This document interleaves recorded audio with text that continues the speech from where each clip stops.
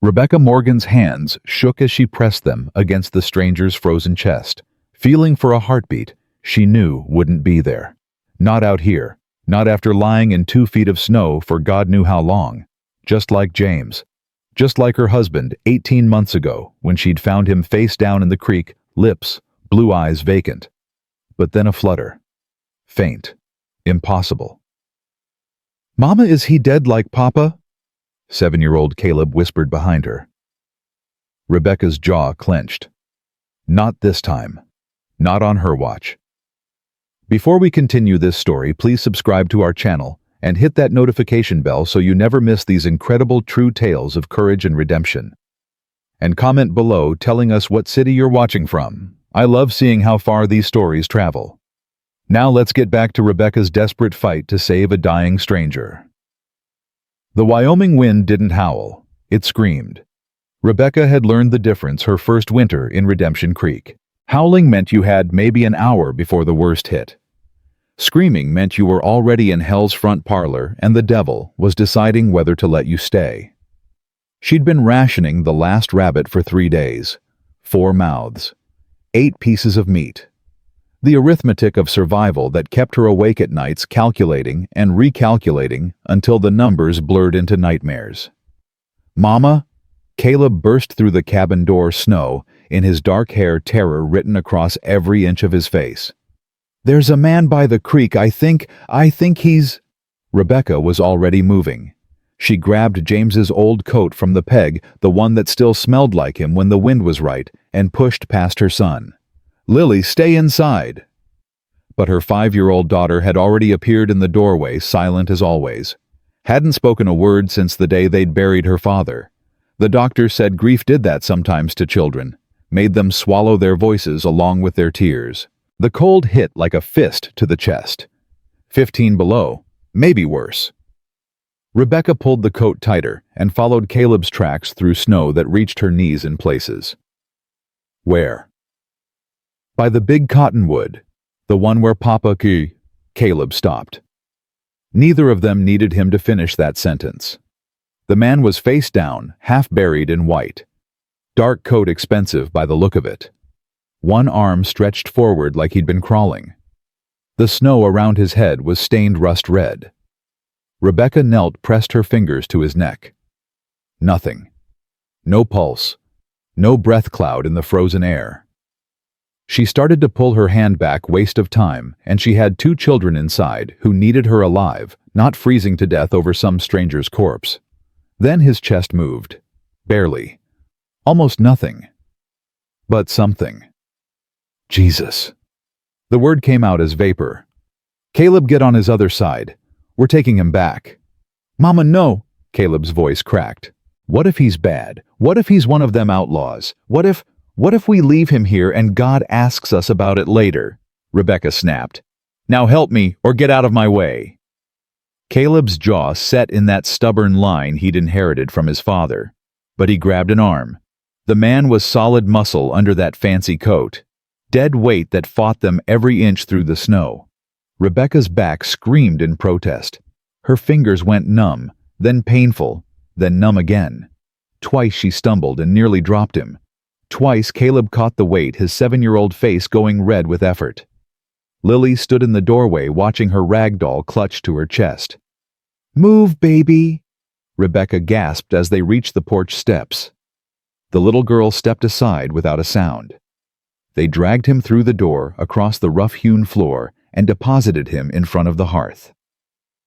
Rebecca's hands were shaking too hard to be gentle. She grabbed the hunting knife from its sheath on the wall and started cutting away his coat. "More wood on the fire, Caleb! Fast!" "But Mama, that's the last—" "Now!" The coat came away in frozen chunks. Beneath it, his shirt was soaked with blood from a wound on his temple. Someone had hit him hard enough to split the skin to the bone. His face was swollen, bruised purple and black. One eye was completely shut, but he was breathing. Barely, but breathing. Rebecca's hands moved on instinct, the way they had 1,000 times when James came home injured from breaking horses or mending fences. Strip the wet clothes, wrap in every blanket they owned, keep him warm. Keep him breathing. Who is he? Caleb whispered. I don't know. What if he's a bad man? Then we'll deal with it when he wakes up. Rebecca pressed a clean rag to the head wound. If he wakes up. Lily had crept closer, silent as smoke. She knelt beside the stranger, her small hand hovering over his, not quite touching. Cold, she whispered. Rebecca's breath caught. First word in 18 months. Yes, baby. He's very cold, like Papa was. Lily's eyes met hers. Save him. I'm trying, sweetheart. I'm trying. The stranger's eyes snapped open without warning. Vivid blue, wild with fever and fear. His hand shot out, grabbed Rebecca's wrist with surprising strength. Don't. His voice was gravel and broken glass. Don't let them find me. Then he was gone again, hand falling away, eyes rolling back. Rebecca sat back on her heels, heart hammering. Mama. Caleb's voice was small. What did he mean? I don't know. She looked at the stranger's battered face, the expensive clothes now cut away and steaming by the fire, the fine leather boots that cost more than she'd see in 5 years.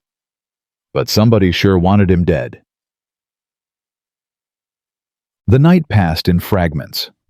Rebecca dozed in the chair beside him, jerking awake every time he stirred or cried out. He spoke in his fever names mostly. Hannah. Over and over, Hannah. Sometimes he yelled about someone named Silas. Once he screamed. Caleb stayed in the loft with Lily, but Rebecca heard the creak of the floorboards. The boy wasn't sleeping either. By dawn, the stranger's fever had peaked and broken. His breathing steadied. The wound on his head had stopped seeping. Rebecca changed the bandage, her fingers gentler now that she wasn't fighting to keep him alive. In the gray morning light, she could see his face more clearly. Strong jaw beneath several days of beard. Crow's feet at the corners of his eyes. 30-something, she'd guess. Handsome in a hard-living kind of way. The kind of face that had seen things and survived them. His eyes opened again, slower this time, focused on her with obvious effort. Where? He coughed, winced. Where am I? My cabin. Redemption Creek, Wyoming territory. Rebecca kept her voice level. Found you half dead in the snow. Been here 2 days. He tried to sit up, failed, fell back with a groan. Easy, Rebecca said. You took a hell of a beating. Got a hole in your head, needs healing. 2 days. His voice was stronger now, though still rough. Christ, they'll think... He stopped, seemed to remember he didn't know her. I'm sorry, I didn't mean to... Curse in front of a lady. Rebecca allowed herself a small smile. Mister, I'm a widow woman with 2 children in Wyoming territory in the middle of winter. I've heard worse than Christ before breakfast. Something that might have been a laugh caught in his throat. Fair enough. He studied her face. Thank you for not leaving me. Wasn't sure I should bring you inside, Rebecca admitted. You're running from somebody, that much is clear. Not running. His jaw tightened. Was trying to get home. They made sure I didn't. He closed his eyes. How much do you want to know? Enough to decide if I need to put you back in the snow. That got another almost laugh. Fair. He opened his eyes again. My name is Nathaniel Blackwood. I own a ranch about 20 miles north of here. Small operation. Nothing like my... He stopped. Nothing special. Blackwood. Rebecca's hands stilled. Like the Blackwood Ranch. The big spread past Thunder Ridge. Something crossed his face. Pain, maybe. Or shame. My father's ranch. My brother runs it now. Has for 3 years. And your brother is... Silas Blackwood. He said the name like it tasted bad. We don't exactly see eye to eye on business practices. Rebecca sat back. Everyone in the territory knew the Blackwood name, knew the stories. Shady land deals, intimidation, homesteaders driven out or bought out for pennies on the dollar.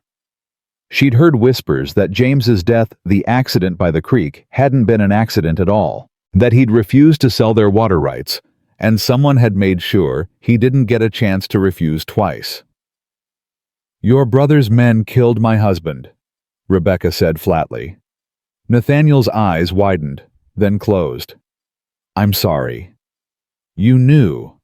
"Not." He struggled to sit up again, made it halfway this time. "I knew Silas was pushing people out. I told him to stop. We fought about it. That's why I left, started my own place. I didn't know." He looked at her. Really looked at her. "What was your husband's name?" "James Morgan." Recognition flickered. "The creek incident.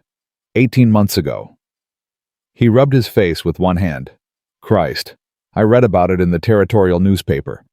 Silas told me it was an accident. I wanted to believe him." "It wasn't." Rebecca's voice was ice. "My son found him. Fence posts cut clean through with a saw. Made to look like they broke. But James was a good carpenter. He didn't make mistakes like that." "No." Nathaniel met her eyes. "I don't imagine he did." Silence stretched between them. Upstairs, Rebecca heard Caleb's footsteps. The boy would be listening. "So why'd they come after you?" Rebecca asked. "Your own brother." "Because I wouldn't sell my land to his railroad partners." Nathaniel touched the wound on his head, winced. "I've got water rights on my property. Clean spring that never runs dry. Silas needs it to complete some deal with the Union Pacific. I refused. 3 days ago, 4 men jumped me on the road, beat me, took my horse, left me for the cold to finish the job. Why not just kill you outright? Plausible deniability." His voice was bitter. "Man freezes to death in a blizzard, that's just bad luck. Man gets shot, that's murder. Silas is many things, but he's not stupid." Rebecca stood moved to the window. Outside, fresh snow was falling. "He'll come looking for you." "Probably." "And when he finds you here, he'll assume you're helping me, make things difficult for you." Nathaniel's voice was quiet. "I should go. Soon as I can stand, You'll what?" Rebecca turned. "Walk 20 miles in this weather. You'd die before you made 5. Better than putting you and your children in danger." "That's my decision to make, Mr. Blackwood." She crossed her arms. "You're not going anywhere till that head heals. But we need to be clear on something." "What's that?" "You're not your brother, but you're still a Blackwood. And in this territory, that name means something. So you stay quiet, you heal fast, and you leave the minute you're able. Understood?" He held her gaze. "Understood." Caleb's voice drifted down from the loft, trying to sound casual. "Mama, is he staying?" Rebecca didn't look away from Nathaniel. "For now, son. Just for now." 3 days passed in careful silence. Nathaniel slept most of the first day, woke for soup and water, slept again. By the second day, he was sitting up asking quiet questions about the ranch, offering to help with anything he could reach from the chair. Rebecca watched him with her children. Watched the way Lily crept closer each day, until by the 3rd morning she was sitting on the floor beside his chair, showing him her rag doll. Watched Caleb's suspicious glares slowly soften when Nathaniel asked about the boys' chores, listened with real interest to 7-year-old observations about horses and weather. "Your husband taught him well," Nathaniel said on the 3rd evening after Caleb had demonstrated how to properly stack firewood. "James believed in teaching them young."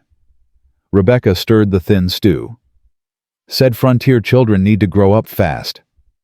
He was right. Nathaniel shifted in the chair, testing his balance. "This frontier doesn't forgive mistakes." "No." Rebecca ladled stew into bowls. "It doesn't." Lily appeared at Nathaniel's elbow, doll in hand. She held it up, solemn as a judge. "Her name?" Nathaniel asked. The little girl's lips moved, but no sound came out. "It's all right," Nathaniel said gently. "I'm not much of a talker either these days. What if I guess? You nod, if I'm right." Lily nodded. "Mary." Head shake. "Sarah." Another shake. "Hannah." Lily's eyes widened. She nodded. Something crossed Nathaniel's face. Pain, sharp and sudden. That's a beautiful name. Rebecca set down the ladle. Who's Hannah? Was. He didn't look at her. Hannah was my fiancée. She died 3 years ago. Cholera epidemic. I'm sorry. So am I. He touched Lily's head gently. Your doll is lucky to have such a pretty name. Lily smiled. First smile Rebecca had seen since the funeral. That night after the children were asleep, Rebecca found Nathaniel by the window staring out at the snow. You can't stay much longer, she said quietly. I know. Town'll talk if they find out. Widow woman, strange man in her house. She moved to stand beside him. Already got enough trouble without adding scandal. What kind of trouble? Rebecca hesitated, then pulled a crumpled paper from her apron pocket. Bank letter. Came 2 weeks ago. I'm 3 months behind on the mortgage. They're giving me till spring to pay up, or they're taking the land. Nathaniel took the letter, read it in the firelight. How much? $200. She laughed bitter. Might as well be 2,000. I can barely feed us through winter, let alone. I'll pay it. No. Rebecca. No. She snatched the letter back. I don't take charity, especially from a Blackwood. It's not charity. It's payment for services rendered. You saved my life. You don't owe me anything. The hell I don't. He turned to face her, blue eyes intense. You pulled me out of the snow when you had every reason to leave me there. You fed me, sheltered me, risked your own safety. You think that's worth nothing. I think a Blackwood's money comes with strings. Not mine. His voice was fierce. I worked for every dollar I've got. Built my ranch from nothing, no help from Silas or my father's legacy. It's clean money, Rebecca, and I'm offering it freely. Why? Because. He stopped, seemed to struggle for words. Because in 3 days here, I've felt more at home than I have in 3 years at my own place. Because your kids deserve better than starving through winter. Because their mother was too proud to accept help. Because... His voice dropped. Because you remind me that there's still good people left in this territory, and I'll be damned if I let the bank or my brother or anyone else punish you for being one of them. Rebecca's throat tightened. I can't. You can. You will. He held her gaze. Pay me back someday if it makes you feel better. Hell, charge me room and board till we're even. But take the money, Rebecca, please. She wanted to refuse, wanted to throw the offer back in his face, prove she didn't need anyone, didn't need rescuing. But she looked at Lily's thin face, Caleb's too serious eyes, and pride seemed like a luxury she couldn't afford. I'll pay you back, she whispered. Every penny. I know you will. He smiled, small and sad. You're a Morgan. You don't know how to do anything halfway. The next morning, Caleb came down from the loft and stopped dead. Nathaniel was splitting firewood in the yard, moving carefully but steadily. A neat stack was already forming beside the cabin. He shouldn't be doing that, Caleb said. He's still hurt. Try telling him that. Rebecca poured coffee. Been at it since dawn. Caleb watched through the window, face troubled. Mama? What if he stays? He won't, can't, too dangerous for all of us. But what if... Caleb's voice cracked. What if I want him to... Rebecca set down her cup, knelt to her son's level. Baby, I know it's been hard. I know you miss having a papa. But Mr. Blackwood isn't... I know he's not papa. Caleb's eyes were fierce. I know that. But he listens when I talk. And he doesn't treat me like I'm just a kid. And he made Lily smile, Mama. She smiled. I saw. So what if... Tears suddenly unexpected. What if he could stay not forever? Just till winter's done? Rebecca pulled him close, felt him shaking against her. Oh, Caleb. I'm not stupid. I know he's a Blackwood. I know what his brother did. Caleb's voice was muffled against her shoulder. But he's not them, Mama. You said yourself he's different. So why can't we? Because different or not, he's still got enemies. And those enemies know how to hurt people by hurting the ones they care about. She pulled back, made Caleb look at her. I won't risk you and Lily for anyone. Not even... She stopped. Not even someone who made her feel something again. Not even someone who looked at her like she was more than just a burden to be managed. Caleb wiped his eyes. I hate this. I hate all of it. I know, baby. So do I. Outside, Nathaniel paused in his work, looked toward the window. For a moment, their eyes met through the glass. Then he went back to splitting wood, and Rebecca went back to pretending her heart wasn't doing complicated things in her chest. That afternoon, riders appeared on the eastern ridge. 3 of them. Moving slow, methodical, searching. Rebecca saw them first, grabbed Nathaniel's arm. Inside. Now. Who? He followed her gaze, went pale. Christ. You know them. Silas's men. The same ones who... He touched his head. They're looking for me. Then they can't find you here. Rebecca's mind raced. Caleb, take Lily to the storm cellar. Don't come out till I say. Mama. Now. The riders were closer now. Close enough to see their faces. Hard men, the kind who did dirty work for clean money. What are you going to tell them? Nathaniel asked. Nothing. Because they're not going to ask. Rebecca grabbed his coat, thrust it at him. Get in the bedroom. Don't make a sound. Rebecca, if they search, then we're all dead anyway. She shoved him toward the back room. So don't let them search. Now move. He disappeared into the bedroom just as hoofbeats crunched in the yard. Rebecca smoothed her apron, checked her hair in the mirror, and opened the door before they could knock. Help you, gentlemen? Her voice was steady, pleasant even. The lead rider tipped his hat. 40-something with cold eyes and a colder smile. Afternoon, ma'am. We're looking for someone. Man on foot might have come through here a few days back. Haven't seen anyone. Rebecca leaned against the doorframe blocking the entrance. Been snowed in mostly. You sure about that? The second rider moved his horse closer. We heard someone might be hiding out in these parts. Well, whoever you heard that from was wrong. She met his eyes without flinching. It's just me and my children here, nobody else. Mind if we look around? The lead rider was already dismounting. I do, actually. Rebecca's hand moved to the rifle propped just inside the door. My husband died a year and a half ago. I don't let strange men into my house anymore. The rider paused. We don't mean any harm, ma'am. I'm sure you don't, but my answer's still no. Now listen here. The second rider started forward.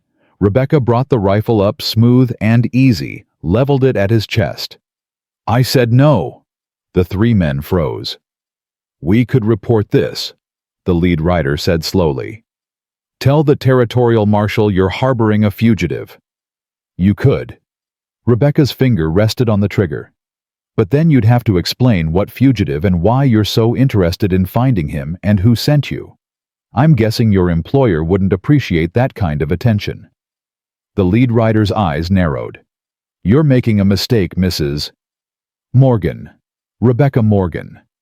She let the name hang there. My husband was James Morgan. Maybe you remember him? Found dead by the creek after his fence posts mysteriously broke? Recognition flickered across all 3 faces. That's what I thought. Rebecca's voice went cold. So, here's what's going to happen. You're going to ride away from here.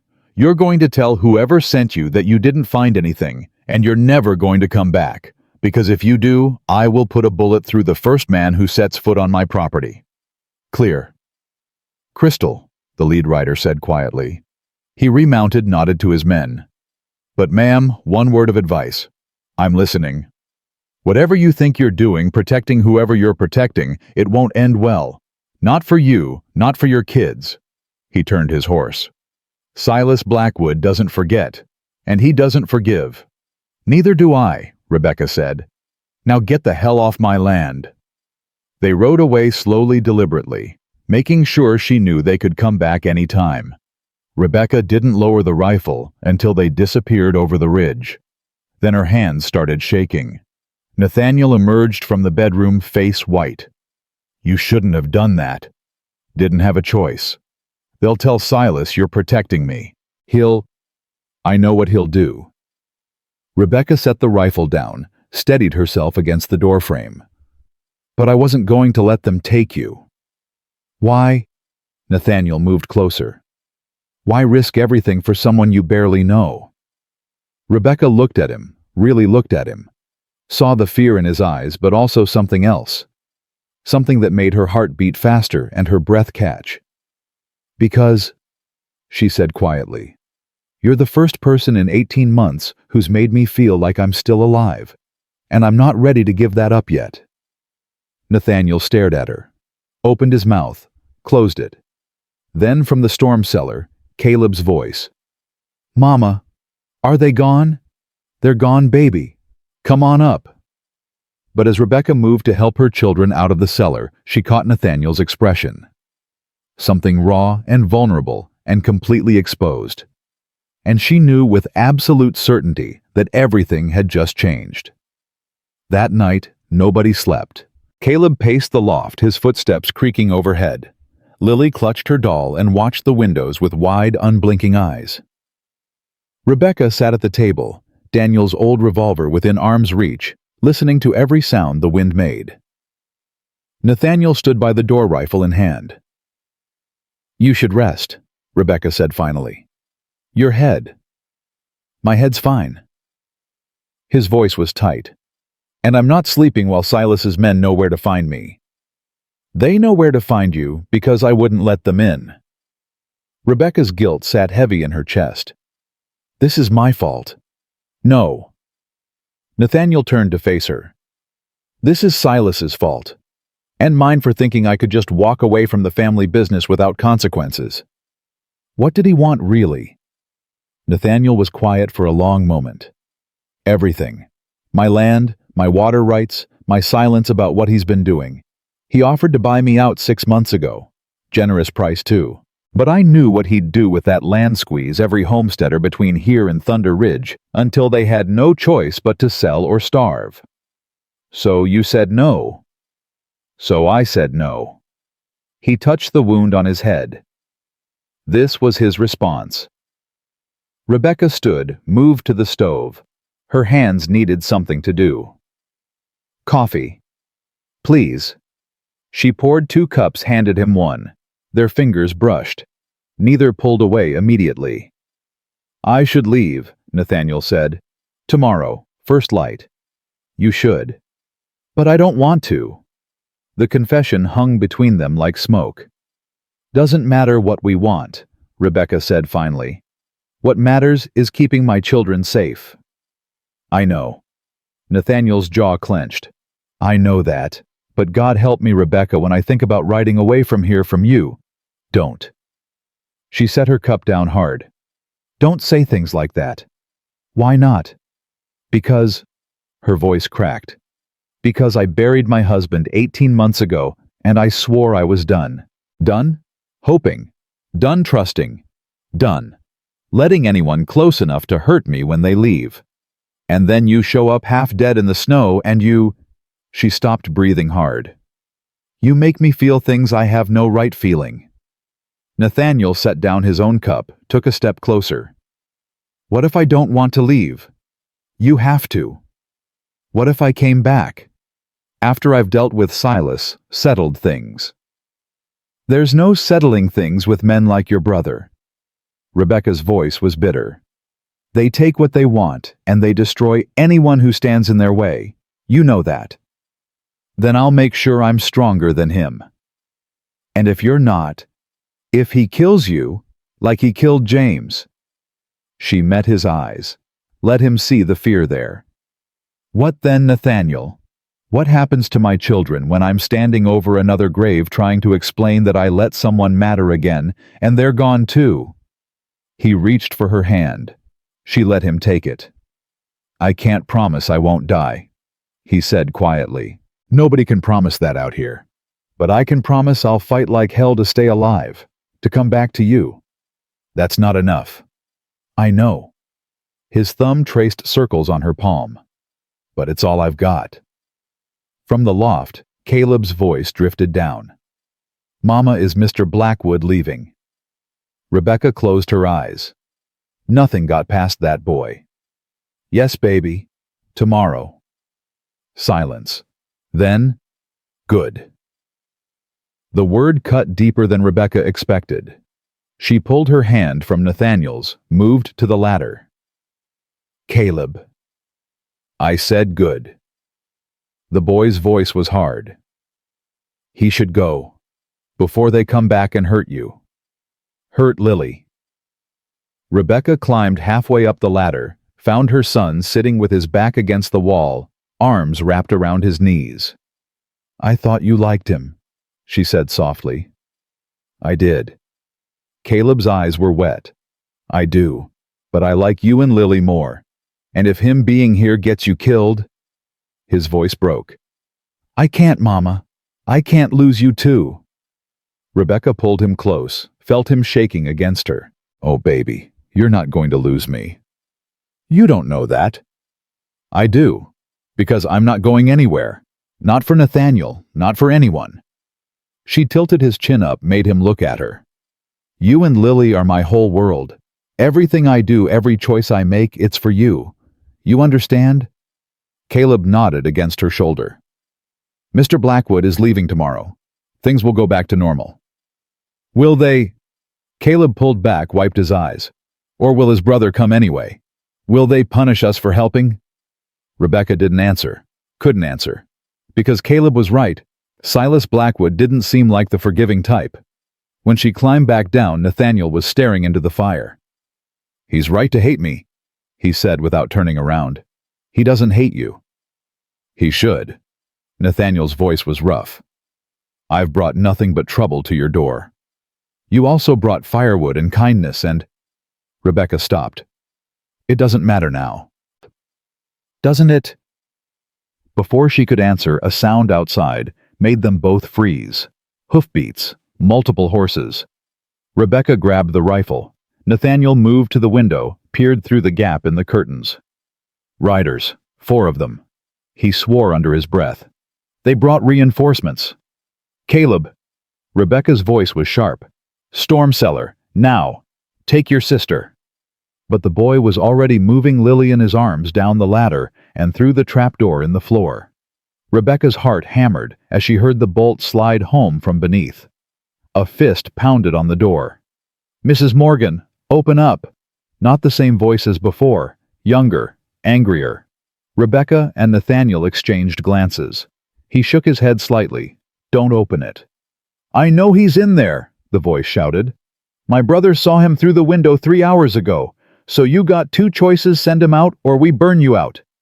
Rebecca's blood went cold. They're bluffing, Nathaniel whispered. They won't. The smell of smoke cut him off.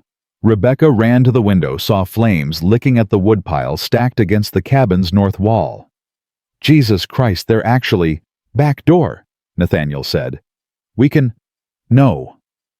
Rebecca's mind was working fast, calculating angles and options. They'll have someone watching it. We go out, they pick us off. Then what? She looked at him. Really looked at him. At the man who'd carved toys for her daughter and listened to her son and made her feel alive again for the first time in 18 months. You go out the front, she said. I'll cover you from the window. The hell I will. Nathaniel, I'm not leaving you here to burn. And I'm not watching my children die because you're too stubborn to run. Her voice rose fierce. This is my house, my fight. You're a guest, so you're going to do what I say. No. The smoke was thicker now. Lily's muffled crying came from beneath the floorboards. Please, Rebecca's voice broke. Please, Nathaniel, for them, if not for me. He grabbed her face between his hands, kissed her hard and fast and desperate. I'm coming back, he said against her mouth. I swear to God, Rebecca, I'm coming back for you. Then he was gone, out the front door, with his hands raised. Rebecca moved to the window rifle ready.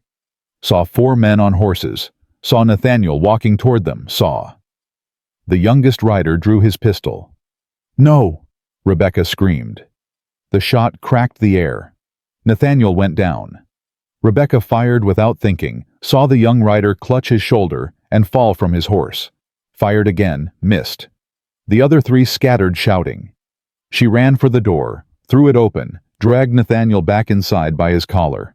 Blood bloomed across his side, dark and spreading fast. "Stay with me," she gasped, kicking the door shut. "Nathaniel, stay with me." His eyes were glazed with pain. "Hurts." I know. She ripped his shirt open, found the wound. Through and through looked like, high on the left side. Might have missed anything vital, might not. "Caleb, bring me the medical kit." The trapdoor opened. Caleb appeared, white-faced, kit in hand. Rebecca worked fast. Packed the wound, wrapped it tight, tried not to think about how much blood he was losing. "The fire," Caleb whispered. She'd forgotten about the fire. Smoke was pouring through the walls now, thick and choking. "Get buckets," Rebecca ordered. "Fill them from the pump. Move." They worked in desperate silence. Caleb hauling water. Rebecca throwing it on the flames, Lily crying in the storm cellar. The fire fought them, hungry and determined. Outside, the riders had regrouped. Rebecca could hear them arguing about whether to rush the door. "Mrs. Morgan," the voice called.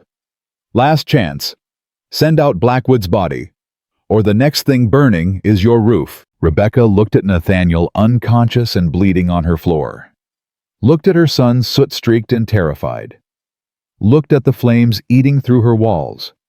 Then she opened the door and stepped out with the rifle. The 3 remaining riders backed their horses up, hands moving toward their weapons. "Nathaniel Blackwood is under my protection," Rebecca said clearly. "You want him, you go through me. Lady, you're crazy." "Maybe," she raised the rifle. "But I'm also a crack shot, and there's 3 of you and 1 of me, which means at least 2 of you are going home in boxes. Want to figure out which 2? The riders exchanged glances. The one she'd wounded was being held upright by another, blood soaking his shirt. "Silas isn't going to like this," the lead rider said. "Then Silas can come tell me himself." Rebecca's voice was steel. "But these boys," she gestured with the rifle, "these boys are going to ride away right now before I decide I don't want witnesses." For a long moment, nobody moved. Then the lead rider spat in the dirt, turned his horse. "This ain't over." "I know." They rode away, the wounded one slumped in his saddle. Rebecca watched until they disappeared. Then her knees gave out. Caleb caught her before she hit the ground. "Mama, I'm okay. But she wasn't. She was shaking so hard her teeth chattered. "Is the fire out?" "Mostly. Some embers still, but—" A groan from inside, Nathaniel stirring. Rebecca pulled herself together, stumbled back into the cabin, knelt beside him, checked the bandages. Still bleeding, but slower now. "You shot someone," he mumbled. "You got shot." "Fair point." He tried to smile. Failed. "Told you I'd stay alive. You're not out of danger yet." She adjusted the bandages. "That bullet went clean through, but you've lost a lot of blood." "Had worse." "That's not comforting." He reached for her hand, squeezed weakly. "Thank you." "For what, getting you shot?" "For not letting them take me." His eyes found hers. "For standing there with that rifle like an avenging angel and telling them to go to hell." Despite everything, Rebecca felt herself smile. Well, someone had to. "Mama!" Lily's voice, small and scared, from the storm cellar. "Can we come out now?" "Yes, baby. It's safe." The little girl emerged, Hannah doll clutched tight. She took one look at Nathaniel's blood-soaked shirt and burst into tears. "Hey, hey!" Nathaniel's voice was gentle despite the pain. "I'm okay, little one. Just a scratch." "Don't lie to her," Rebecca said sharply. I'm not. It is just a scratch. A really big scratch that hurts like hell, but a scratch nonetheless. He held out his hand to Lily. Come here. The child crossed to him, slowly knelt beside him. You know what my mama used to tell me when I got hurt? Nathaniel asked. Lily shook her head.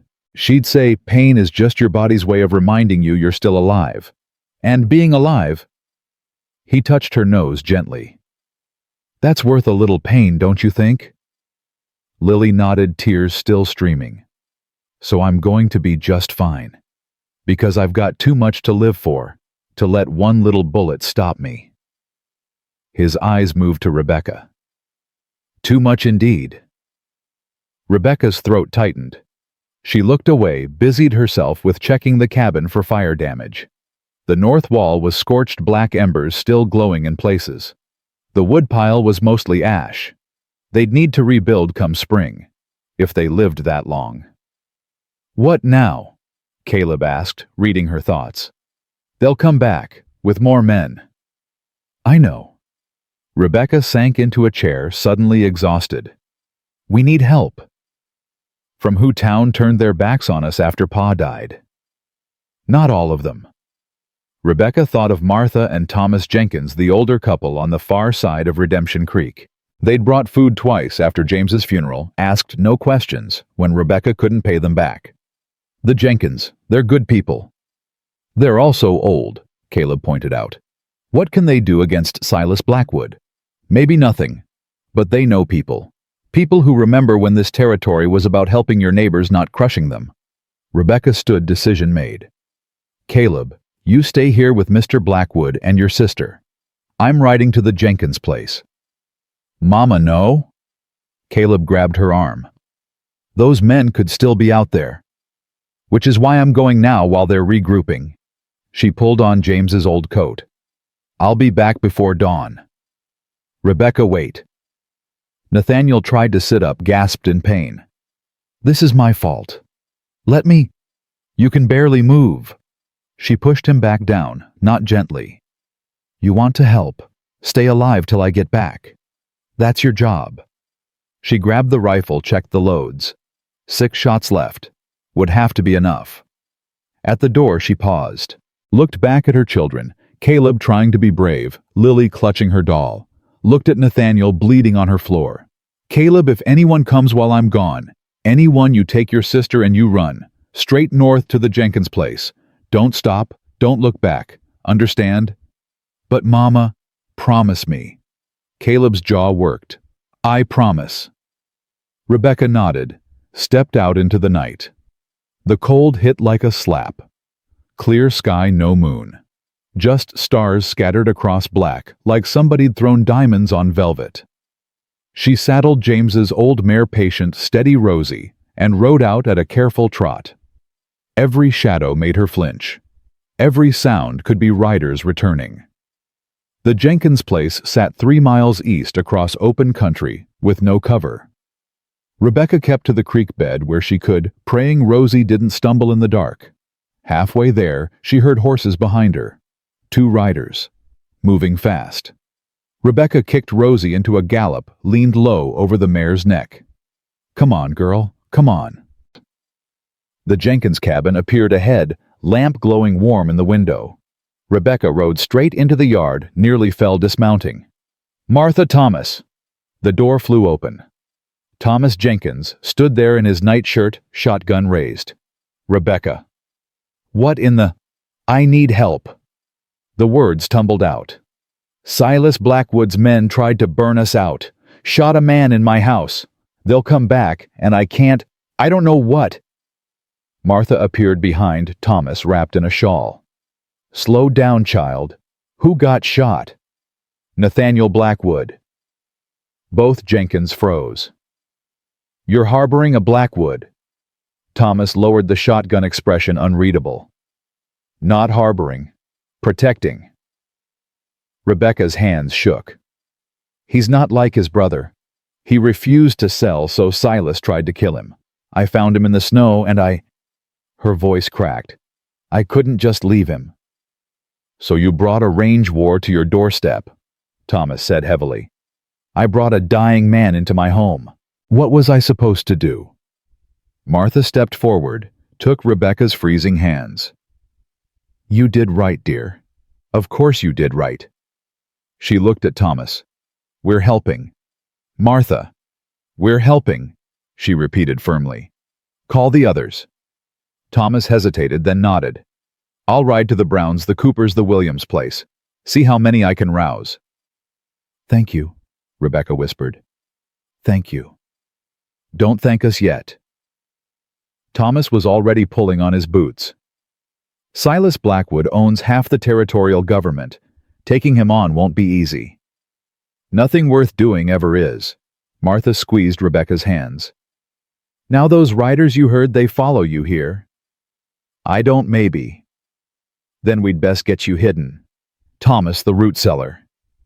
But before they could move, gunfire cracked the night. Not close, but not far enough either. Rebecca's blood turned to ice. "My children!" She was on Rosie before the Jenkins could stop her riding hard back the way she'd come. Behind her, Thomas was shouting something, but the words were lost in the thunder of hooves. "Please God, please let them be safe. Let Caleb have gotten them out. Let." She crested the final rise and her heart stopped. Her cabin was surrounded. 6 riders this time circling like wolves. More men on foot torches raised. And standing in the doorway, hands raised, was Caleb. Rebecca drove Rosie straight down the slope, screaming her son's name. The riders turned. One raised a pistol. She fired first. Missed. Fired again. The rider's horse reared. Then she was in the yard, dismounting at a run, rifle empty but held like a club. "Get away from my son!" A man grabbed her from behind. Strong arms practiced grip. She fought like a wildcat, scratching and biting. "Mama!" Caleb tried to run to her. Another man caught him. "Let them go." Nathaniel's voice hoarse with pain from inside. "This is between me and Silas." "Nathaniel." A new voice, cultured and cold. A man stepped into the firelight. 40-something expensive coat eyes, like chips of ice. The resemblance to Nathaniel was unmistakable. "Little brother, you're looking poorly." Rebecca stopped struggling. Stared at Silas Blackwood in the flesh. Silas. Nathaniel appeared in the doorway, leaning heavily on the frame. Blood had soaked through his bandages. "Let them go. They're not part of this." "Oh, but they are." Silas moved closer, studying Rebecca with clinical interest. "Mrs. Morgan, I presume charming place you have here, or had. I hear you've been entertaining my brother." "I saved his life." "How noble." Silas's smile didn't reach his eyes. "And now you'll watch him die for your trouble." Poetic, really. "You son of a bitch," Rebecca spat. "Careful." The man holding her tightened his grip. "Mr. Blackwood, don't take kindly to disrespect." "Neither do I." Rebecca drove her heel into his instep, broke free when he loosened his hold. She spun, grabbed a burning torch from the nearest rider's hand, held it toward the cabin. "You want your brother? Come get him. But I swear to God I'll burn this place to the ground with all of us in it before I let you take him." Silas studied her for a long moment. Then he laughed. "You've got spirit. I can see why Nathaniel's taken a shine to you." He gestured casually. "Kill her." 3 things happened at once. Caleb screamed. Nathaniel lunged from the doorway, and gunfire erupted from the darkness beyond the cabin. Riders poured in from the north, Thomas Jenkins leading a dozen men behind him. Homesteaders, ranchers, townspeople, Rebecca barely recognized. Silas's men scattered. The one holding Caleb dropped the boy and ran for his horse. Rebecca grabbed her son, pulled him close. "Where's Lily?" "Cellar, still in the cellar." "Thank God." The fight was brief and brutal. Silas's hired guns were outnumbered and outflanked. 2 surrendered immediately. 3 tried to run and were tackled from their horses. 1 drew his weapon and caught a bullet in the shoulder from Thomas's shotgun. Through it all, Silas stood perfectly still, watching his small army crumble. When Thomas's men had disarmed the last of the hired guns, The old rancher rode up to Silas, shotgun leveled. "Silas Blackwood, you're under citizen's arrest for attempted murder, arson, and—" he spat, "being a general menace to decent folk." Silas's expression never changed. "You think this ends anything, Thomas? I own the territorial judge, the sheriff, half the businessmen in the county." "Maybe," Thomas smiled grimly. "But you don't own us. And you don't own the United States Marshal I sent for 3 days ago. Should be arriving in Redemption Creek any time now." For the first time, something flickered in Silas's eyes. Uncertainty. "You're bluffing. Try me." The standoff held for a heartbeat longer. Then Silas's shoulders dropped fractionally, the only admission of defeat he'd give. "Tie him," Thomas ordered. As two men moved forward with rope, Silas looked past them to where Nathaniel stood swaying in the doorway. "This isn't over, little brother." "Yes," Nathaniel said quietly. "It is." They bound Silas's hands, loaded him and his men onto horses. Thomas appointed 3 riders to escort them to the territorial jail in Cheyenne. When they'd gone, the yard fell silent except for the crackle of dying torches. Rebecca stood there, Caleb pressed against her side, trying to process what had just happened. "Mama," Lily's voice muffled from beneath the floorboards. "Can I come out now?" "Yes, baby." Rebecca's voice broke. "You can come out." The little girl emerged, took one look at the assembled men and horses and the blood on Nathaniel's shirt, and started to cry.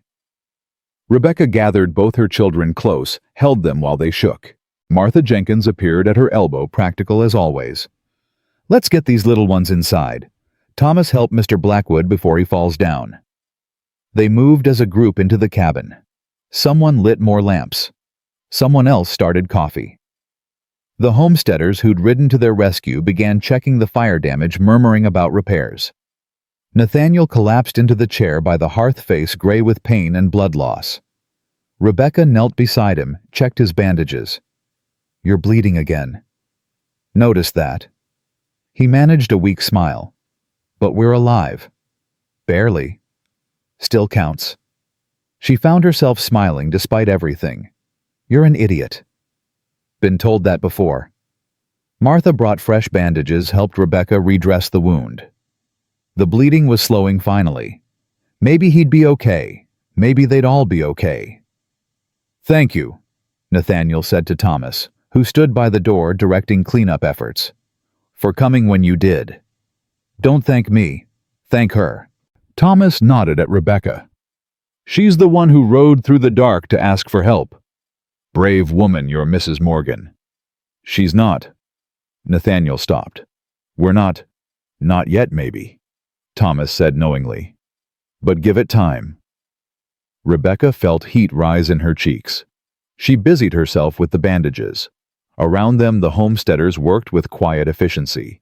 By dawn, they'd reinforced the damaged wall, replaced the burned woodpile, and even brought supplies: flour, salt, coffee. Things Rebecca hadn't been able to afford in months. "We take care of our own," Martha explained when Rebecca tried to protest. "And you're one of ours, dear. Always have been." As the sun rose, painting the snow gold and pink, the last of the helpers mounted up to leave. "Marshall should be here within the week," Thomas said from the doorway. "I'll send word when he arrives. Nathaniel, you'll need to give testimony." "I will." Nathaniel was sitting up now, color returning to his face. "And Thomas?" "Thank you, truly." "Thank your sister-in-law there." Thomas tipped his hat to Rebecca. "She's the one who wouldn't give up on you." After they'd gone, the cabin fell into exhausted silence. Caleb and Lily had fallen asleep in the loft, wrapped in every blanket they owned. Rebecca sat at the table, staring at nothing. Nathaniel watched her from the chair. "You should sleep." "Can't." "Rebecca, I shot a man tonight." The words came out flat, emotionless. "I pointed a rifle at another human being, and I pulled the trigger, and I—" Her voice cracked. "I don't even feel bad about it." "You shouldn't." Nathaniel's voice was gentle. "You were protecting your children." "I know. But James always said violence begets violence, that there's always another way. James wasn't wrong. But James also wasn't here. Nathaniel leaned forward, wincing at the movement. Sometimes there is no other way. Sometimes you do what you have to do to survive. Rebecca looked at him. Really looked at him.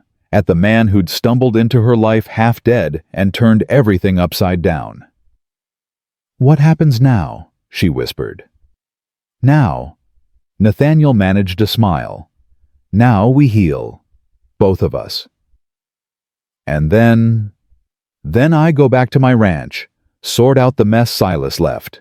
Make sure his business partners know the Blackwood Empire is under new management." Rebecca's chest tightened. "So you're leaving? For a while?" He held her gaze. "But I'm coming back. You said that before. And I meant it." He reached across the space between them, took her hand. "Rebecca, I know it's too soon. I know you're not ready. But I need you to know what I feel for you. It's not gratitude. It's not convenience. It's—" He struggled for words. "It's the first real thing I've felt since Hannah died."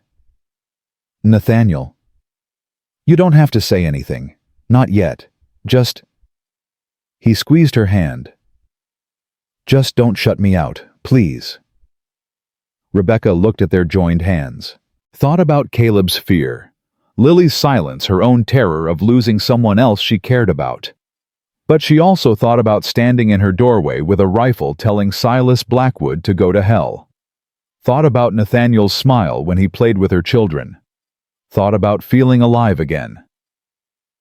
"Okay," she said finally. "I won't shut you out." "That's all I'm asking."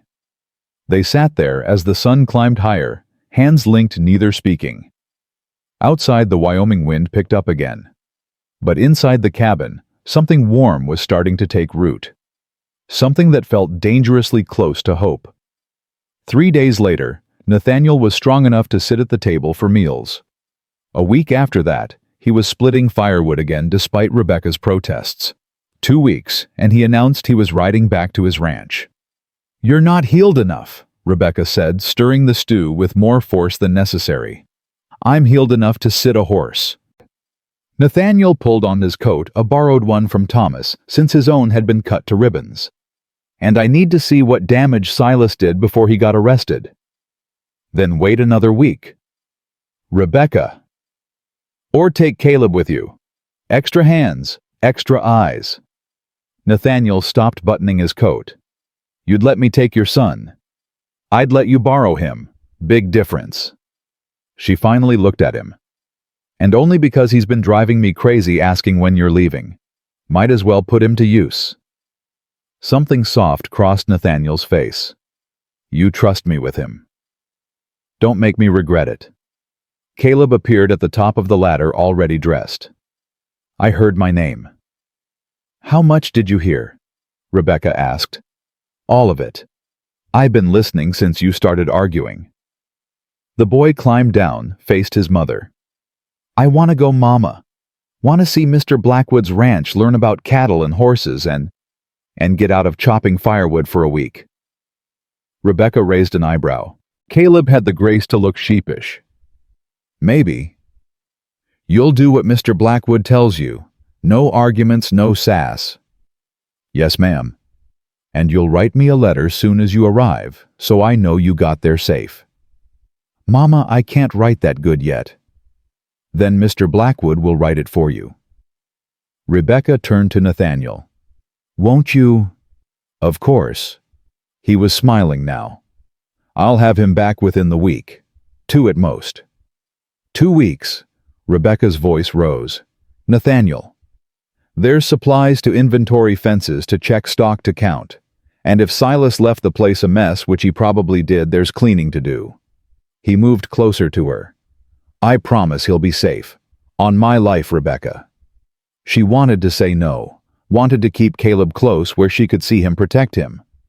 But the boy's eyes were so hopeful, and Nathaniel's promise was so sincere.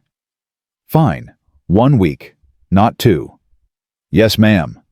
Nathaniel's smile widened. They left at dawn, Caleb riding double behind Nathaniel on the horse Thomas had loaned. Rebecca stood in the doorway watching them go. Lily pressed against her side. "They'll come back," Lily whispered. First full sentence since the shooting. "I know, baby." "Will he stay next time?" Rebecca didn't have an answer for that. The cabin felt too quiet without Caleb's constant questions and stomping feet. Rebecca threw herself into work washing clothes, mending torn curtains, organizing the new supplies the homesteaders had brought. Lily followed her like a shadow. Hannah doll clutched tight. On the third day, a rider appeared. Rebecca grabbed the rifle before she recognized the horse. Thomas Jenkins moving slow. She met him in the yard. "Thomas? What's wrong?" "Nothing's wrong." But his face said otherwise. "Just thought you should know Marshall arrived yesterday. Been asking questions about the shootout." Rebecca's stomach dropped. "What kind of questions? Who fired first? Who got hurt? Whether Silas's men were acting in self-defense?" Thomas dismounted stiffly. "Some of the townspeople are saying maybe we overreacted, that maybe Silas was just trying to recover stolen property." "Stolen?" Rebecca couldn't finish the sentence. "Nathaniel isn't property." "I know that. You know that. But Silas has been talking to folks from his jail cell, paying lawyers, spreading his version of events." Thomas rubbed his weathered face. "Marshall wants to talk to you. Tomorrow in town." "I'm not leaving Lily." "Bring her. Martha will watch her during the questioning." He paused. "Rebecca, you need to take this serious. Marshall's getting pressure from the territorial governor. Silas has friends in high places." After Thomas left, Rebecca paced the cabin. She'd shot a man. Harbored a fugitive, at least that's how Silas's lawyers would spin it. Threatened armed men with a rifle. Any one of those things could land her in jail. Could get her children taken away. "Mama." Lily's small voice. "Are we in trouble?" Rebecca knelt, pulled her daughter close. "No, baby, we're going to be fine." But she didn't believe it. That night, she barely slept. By dawn, she'd dressed Lily in her best clothes, braided her hair tight, packed bread and cheese for the ride to town. Redemption Creek was bigger than she remembered. Or maybe she just hadn't been to town in so long that she'd forgotten the noise, the crowds, the way people stared. They definitely stared now. Rebecca tied Rosie outside the general store, took Lily's hand, walked through whispers and pointed fingers to the marshal's temporary office above the saloon. Marshal Cooper was younger than she'd expected, 30-something with sharp eyes and a harder expression. "Mrs. Morgan, thank you for coming." He gestured to a chair.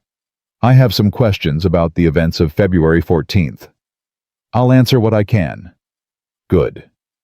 He opened a ledger, dipped his pen. "Let's start with how you came to be harboring Nathaniel Blackwood." "I wasn't harboring him. I saved his life." "From what exactly?" Rebecca told the story, finding Nathaniel in the snow, the beating, the fever. She left nothing out except the parts that made her heart race when she thought about them. The way he'd looked at her. The almost kiss before he went out to face Silas's men. Cooper wrote everything down. "And when Silas Blackwood's men came to retrieve his brother, you refused to turn him over." They weren't retrieving. They were finishing what they started. "How do you know that?" "Because they shot him." Rebecca's voice rose. "Because they set fire to my cabin with my children inside. Because—" "Mrs. Morgan," Cooper's tone was warning. "I understand you're upset. But I need facts, not emotions." Rebecca forced herself to breathe. Fact, Nathaniel Blackwood was left to die. Fact, his brother's men tried to burn us out. Fact, they shot an unarmed man. "Those facts enough for you, Marshal?" Cooper set down his pen. "There's another version of events being told. Silas Blackwood claims his men were attempting a legal recovery of a mentally unstable family member. Claims you opened fire first. Claims the fire was an accident. He's lying. Can you prove that?" Rebecca stared at him. "Can he prove his version?" "He has 5 witnesses who say the same thing." He has 5 men on his payroll who'll say whatever he pays them to say. She stood anger replacing fear. You going to take the word of hired guns over homesteaders who've lived here honest their whole lives? I'm going to take the word of whoever has the most credible evidence. Cooper stood too. And right now, Mrs. Morgan, that's not you. Rebecca felt the ground shift under her feet. You're saying you believe him. I'm saying I have to investigate all claims equally. But his eyes said he'd already made up his mind. Then investigate this. Rebecca pulled the bank letter from her pocket, the one threatening foreclosure. Check who owns my mortgage now. Check when it was sold. Then tell me Silas Blackwood isn't trying to destroy anyone who stands in his way. Cooper took the letter, read it. Something flickered in his expression. When did this arrive? 3 weeks ago. Week after I refused to sell my water rights to Blackwood Industries. She leaned forward. You want evidence of a pattern, Marshall, start there. After the questioning, Martha took Lily for pie while Rebecca sat in the general store, hands shaking around a cup of coffee she couldn't drink. You stood up to him good, the shopkeeper said. Tom Maxwell, the same man who'd refused her business weeks ago. Now he was being friendly. That Cooper thinks he's so smart coming in here from back east. You wouldn't sell me flour 4 weeks ago, Rebecca interrupted. Said my kind wasn't welcome. What changed? Maxwell had the grace to look ashamed. People talk, Mrs. Morgan, about how you faced down Silas's men with just a rifle and pure grit, about how you shot one of them to protect Nathaniel Blackwood. He cleared his throat. Takes courage to do what you did. Or stupidity. Maybe both. He refilled her cup. But it reminded folks that we used to stand together out here. Used to be that when one person had trouble, we all had trouble. Silas made us forget that. Rebecca wanted to be angry at him. Wanted to throw his earlier rejection in his face. But she was too tired. I need supplies, she said instead. And I can't pay till spring. Your credit's good here, Mrs. Morgan. Buy what you need. It was a small victory, but after the morning she'd had, Rebecca would take it. She was loading flour onto Rosie when the shouting started. Down the street a crowd had gathered. Rebecca caught words Blackwood and escaped and Marshall. Her blood went cold. She grabbed the nearest man. What happened? Silas Blackwood. Someone broke him out of jail last night. Marshall just found out. The world tilted. Rebecca pushed through the crowd, found Cooper standing outside the jail, face thunderous. How? She demanded. I don't know yet. But he looked at her like maybe she did. You have any contact with Nathaniel Blackwood in the last 3 days? He's at his ranch, with my son. You sure about that? Rebecca's heart hammered. Yes, why wouldn't I be? Because the guard who was bribed to leave his post said the man who paid him looked an awful lot like Nathaniel. Cooper stepped closer. You know where he is? Mrs. Morgan, you better tell me now. I told you, his ranch. Then you won't mind if I send men to check. Send whoever you want. Rebecca's voice was steel. But if you accuse Nathaniel of something without proof, I'll make sure everyone knows the marshal's office is in Silas Blackwood's pocket. Cooper's eyes narrowed. Careful, ma'am. Or what, you'll arrest me too. She turned to face the crowd. Everyone here that Marshall here thinks Nathaniel Blackwood broke his own brother out of jail. The same brother who tried to kill him. Makes perfect sense. Nervous laughter rippled through the crowd. Cooper's face reddened. Disperse. All of you. Rebecca collected Lily from Martha's road home with her mind racing. If Silas was free, he'd come for Nathaniel, and Nathaniel was at his ranch, with Caleb. She pushed Rosie harder than she should have, arrived home with the horse lathered and blowing, left Lily with hasty instructions to bolt the door, saddled James's old gelding faster than Rosie, and rode north. The Blackwood Ranch sat in a valley between 2 ridges, protected from the worst of the winter wind. Rebecca had never seen it before. Had heard stories, a nice spread, people said. Small, but well kept. What she found was chaos. The barn doors hung open, swinging in the wind. The corral was empty. and the ranch house had a broken window front door ajar. Rebecca dismounted, rifle ready. "Nathaniel?" No answer. "Caleb?" Nothing. She approached the house slowly, every nerve screaming danger. Pushed the door open with the rifle barrel. The interior was ransacked. Furniture overturned, drawers pulled out, papers scattered everywhere. And in the middle of the main room, a message written in what looked like blood on the wall. "Come alone, or the boy dies. Thunder Ridge, midnight." Rebecca's legs gave out. She caught herself on the doorframe, stared at those words until they burned into her brain. They had Caleb. Silas had her son. She forced herself to breathe. Think. Thunder Ridge was 15 miles west. Midnight gave her. She checked James's old pocket watch, 6 hours. Go to Cooper. He'd never believe her. He'd probably arrest her for wasting his time. Go to Thomas. By the time they rounded up help, Caleb could be dead. Go alone. Walk straight into whatever trap Silas had waiting. Rebecca looked at the message again, saw the deliberate cruelty in it. Silas knew she'd come. Knew she'd do anything to save her son. Knew she'd probably die trying. She walked back outside, checked her ammunition. 4 bullets left. Against how many men didn't matter. She'd make every shot count. As she mounted up, something caught her eye. A piece of torn fabric snagged on the corral fence. Blue and white checked. Caleb's shirt. Rebecca grabbed it, held it to her face. Smelled like her boy. Like wood smoke, and horse, and child sweat. "I'm coming," she whispered. "Mama's coming, baby. Hold on." She rode hard, pushing the gelding to his limits. The sun was dropping, fast shadows stretching long across the snow. By the time Thunder Ridge came into view, a rocky outcrop rising from the plains like a broken tooth, full dark, had fallen. Rebecca approached carefully, staying low. Left the horse tied a quarter-mile out, continued on foot. The ridge was honeycombed with caves. Old mining operations abandoned decades ago. Perfect place for an ambush. She climbed slowly, rifle-ready ears straining for any sound. Halfway up she heard voices. "Told you to bring her here, not kill her on sight." "Don't matter, she ain't coming. No woman's that stupid." "This one is. She's got her kid. She'll come." Rebecca crept closer, found a gap in the rocks to peer through. 3 men below in a shallow cave, firelight flickering. And tied to a support post, hands bound behind him, was Caleb. Her son's face was bruised, lip split.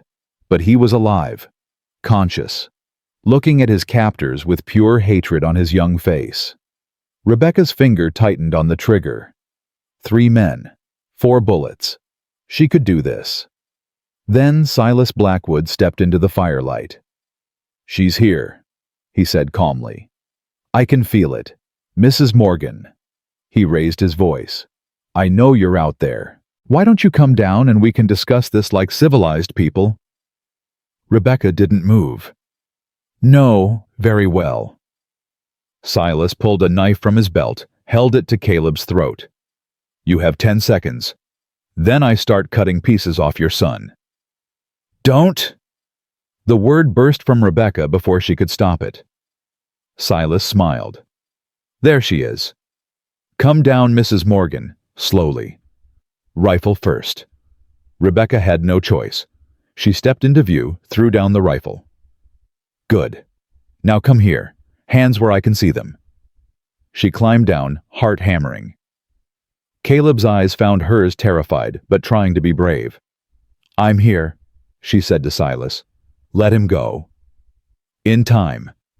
Silas studied her like she was livestock at auction.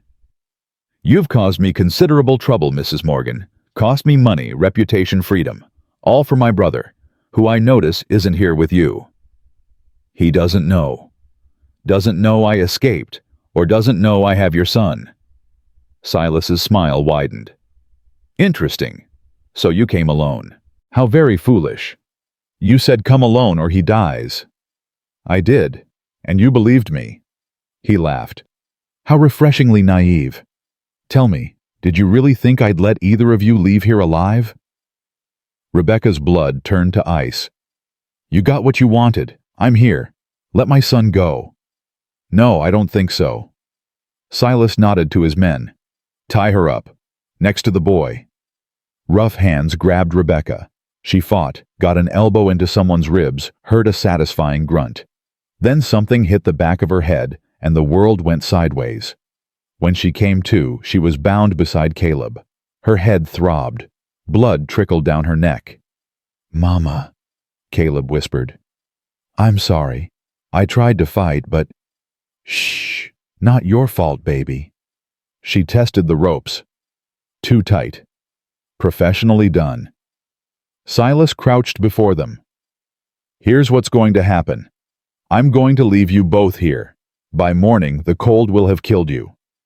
They'll find your bodies in a few weeks.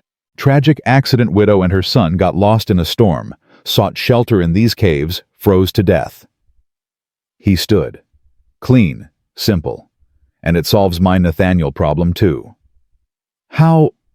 Rebecca spat blood. Because when he finds out you died, it'll destroy him. He'll make mistakes. Get careless. Silas's eyes were cold. Then I'll finish what I started. The Blackwood Empire will be mine, as it should have been from the beginning. You're insane. No, I'm practical. He gestured to his men. Let's go. Leave them the fire. No point being cruel. The men filed out. Silas paused at the cave entrance, looked back. Nothing personal, Mrs. Morgan. You're just collateral damage in a family dispute. He tipped his hat mockingly. Tell my brother I said hello. In hell. Then they were gone. Footsteps fading. Horses riding away. The fire crackled in the silence. Rebecca looked at Caleb. Her brave, terrified boy. 7 years old and facing death because she'd been stupid enough to fall for a man named Blackwood. Mama? Caleb's voice was small. Are we gonna die? No. Rebecca twisted her wrists, feeling the ropes cut into her skin. No, baby. We're not. But they took your rifle, and it's so cold. And... Listen to me. Rebecca made her voice firm. Your papa taught you about knots. Remember how to tie them, how to untie them. Caleb nodded. These ropes, they're good, but they ain't perfect. If you can reach my hands with your hands, maybe we can work the knots loose. I can try. They twisted and stretched backs to each other, fingers scrabbling for purchase. Rebecca's shoulders screamed. The ropes cut deeper. I can't. Caleb's voice broke. I can't reach. Yes, you can. Try again. You're your father's son, Morgan blood. We don't quit. Caleb tried again. His small fingers brushed hers. Almost, not quite. Turn your hands the other way, Rebecca instructed. Palm up instead of down. He did. This time his fingers caught the edge of her rope. That's it. Now feel for the knot. Should be on the right side. I feel it. It's tight. Work it loose. You got time. Fire's still burning. For 20 minutes, Caleb worked in silence. Rebecca felt the knot shift. Loosen. Start to give. Mama, I think... The rope came free. Rebecca's hands were numb fingers like clubs. But she forced them to work, untied Caleb, then grabbed a burning brand from the fire. Come on. We need to move before they realize we're gone. They ran through the dark, Rebecca leading Caleb behind. The torch cast jumping shadows. Any second she expected to hear shouts. Gunfire. They reached the gelding, still tied where she'd left him. Rebecca boosted Caleb into the saddle, climbed up behind. Hold on tight. She kicked the horse into a gallop, rode blind through the darkness. Branches whipped her face. The gelding stumbled, recovered. Behind them, voices rose, Silas's men discovering the empty cave. Faster, Mama. I know, baby. I know. A gunshot cracked. The bullet whined past too close. Rebecca leaned low over the gelding's neck, felt Caleb pressed against her chest. The horse was tiring. They wouldn't outrun mounted men for long. Then ahead lights, torches, a line of riders coming fast. Rebecca pulled up, unsure if they were riding into more danger or salvation. "Rebecca." Nathaniel's voice hoarse and desperate. "Rebecca, is that you?" She nearly sobbed with relief. "Here, we're here." Nathaniel thundered up a dozen men behind him. His face was bruised, lip split. He'd been in a fight recently. "Caleb." He stared at the boy. "I'm okay," Caleb said. "Mr. Blackwood, your brother." "I know. I got word he escaped, came straight back." Nathaniel's eyes found Rebecca's in the torchlight. "I'm sorry. I'm so damn sorry. I should never have brought Caleb with me. Should have known Silas would—" "We can discuss blame later," Rebecca interrupted. "Right now his men are coming, maybe 5 minutes behind us." "How many?" "3 plus Silas." Nathaniel turned to his riders. "Spread out. Create a line. When they come through, we surround them. Non-lethal if possible. But if they draw down, we defend ourselves," Thomas Jenkins finished. The old rancher had a rifle across his saddle, grim determination on his face. "Like we should have done months ago." The riders dispersed into the darkness. Nathaniel dismounted, helped Rebecca and Caleb down. "Get behind that ridge. Don't come out till I call clear." "Nathaniel." "Please." His hand cupped her face, thumb brushing her cheekbone. "I can't fight knowing you're in danger. Please, Rebecca." She wanted to argue, wanted to stand beside him. But Caleb was shaking against her, and she had to think of her son first. "Don't die," she whispered. "Wasn't planning on it." He smiled quick and fierce. Then he was gone, melting into the shadows. Rebecca and Caleb crouched behind the rocks, waiting, listening. The thunder of approaching horses, shouts as Silas's men rode into the trap. "Drop your weapons, you're surrounded." More shouts, the crack of gunfire, screaming horses. It was over in minutes. When the shooting stopped, Rebecca heard Nathaniel's voice. "Silas, it's done, your men are down." A pause. Then Silas, "You won't shoot me, little brother. You never had the stomach for it." "Try me."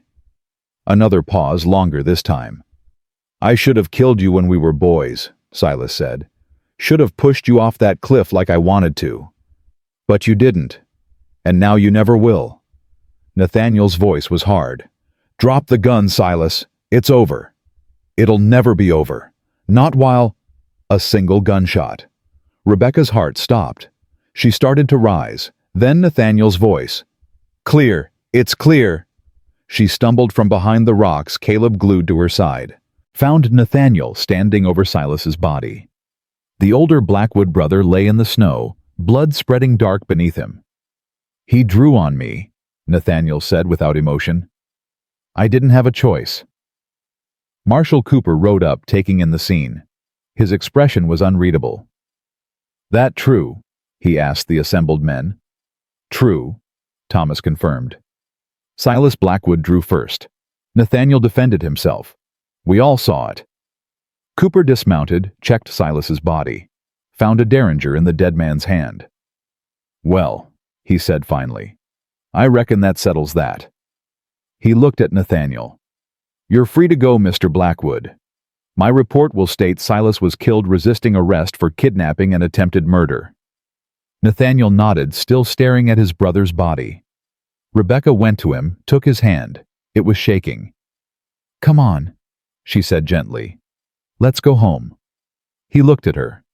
"Home. My cabin. For tonight at least." She squeezed his hand. "We can figure out tomorrow when it comes." They rode back in silence, Nathaniel and Rebecca side by side, Caleb asleep in his mother's arms. The sky was just beginning to lighten when they reached the cabin. Lily burst from the door, having clearly not slept. "Mama, Caleb." Rebecca dismounted, handed Caleb down to her daughter. The two children clung to each other. Nathaniel stood uncertainly in the yard, looking lost. "You coming inside?" Rebecca asked. "I killed him," Nathaniel said quietly.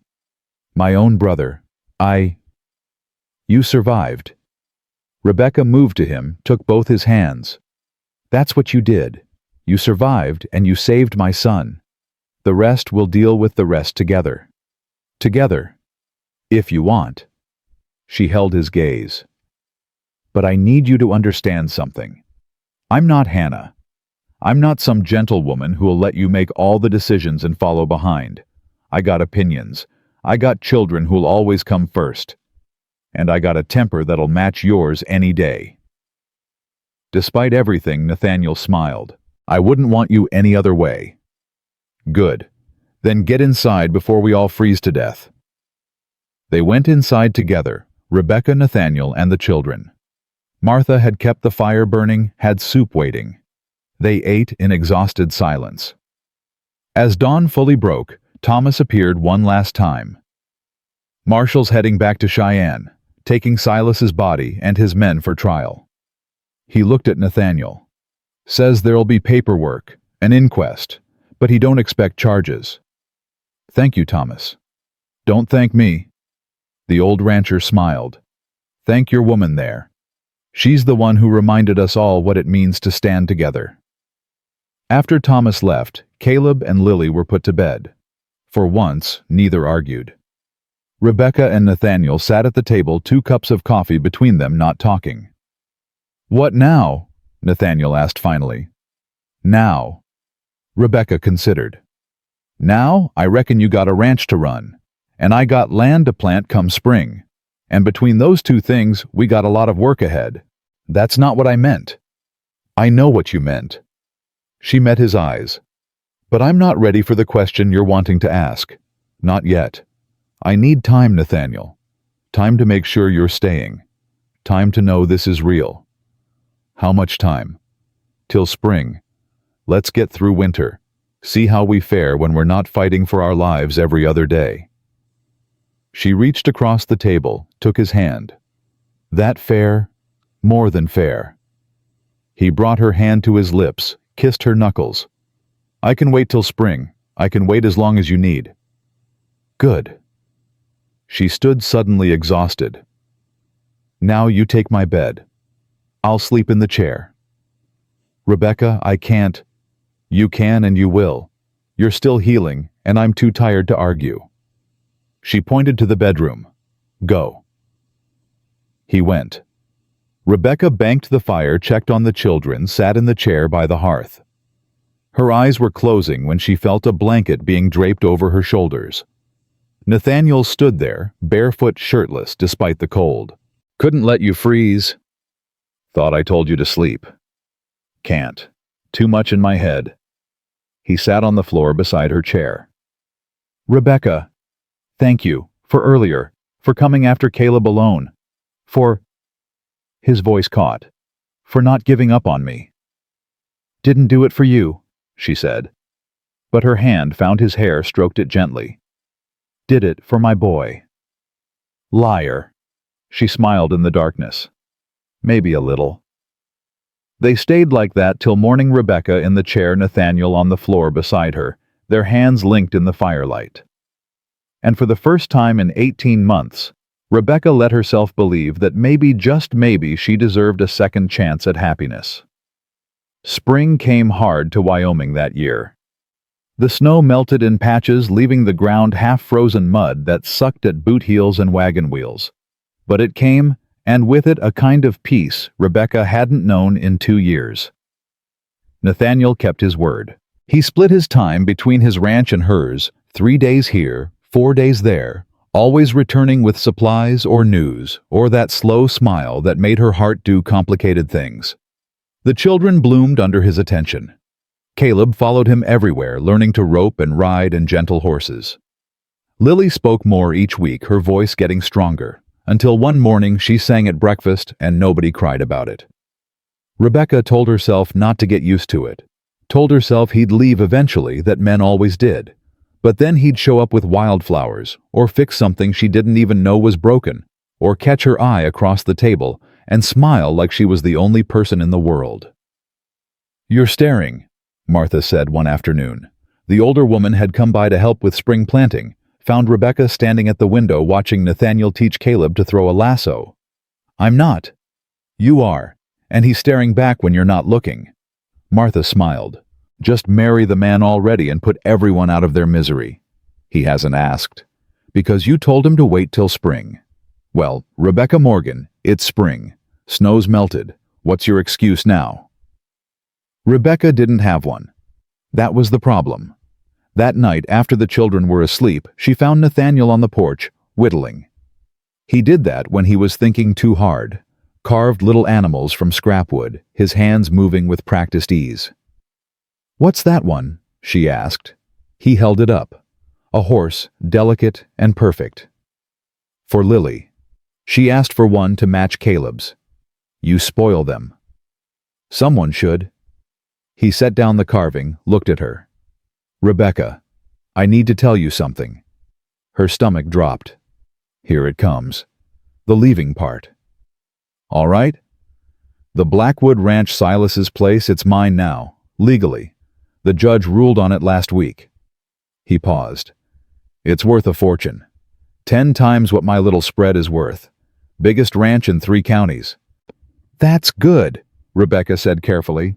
"You'll be set for life." "I'm selling it." She blinked. "What?" "Selling it. Every acre, every head of cattle, every building." His voice was firm. "I don't want it. Don't want anything Silas built on the backs of people he hurt." "Nathaniel, that's your inheritance. Your family legacy." "No, that's Silas's legacy. My legacy is what I build myself." He reached for her hand. "With you, if you'll have me." Rebecca's heart hammered. "Is this or you? I'm asking you to marry me." He pulled something from his pocket. A ring, simple gold, worn smooth with age. "This was my mother's. Only good thing she left behind when she died. I want you to have it." "Nathaniel, I know I got no right. I know I brought trouble to your door. I know your children deserve better than a man whose brother tried to kill them." His voice cracked. "But I love you, Rebecca. Love you and Caleb and Lily. And I swear on my life I'll spend every day proving I'm worth the risk." Rebecca stared at the ring. At this man who'd stumbled into her life half dead and turned everything upside down. At the hope and fear warring in his blue eyes. "Ask me proper," she said. "What?" "You said you're asking, so ask. On your knee, like a gentleman." He dropped to one knee so fast she almost laughed. "Rebecca Morgan, will you marry me?" "What about the children?" "I love them like they're mine."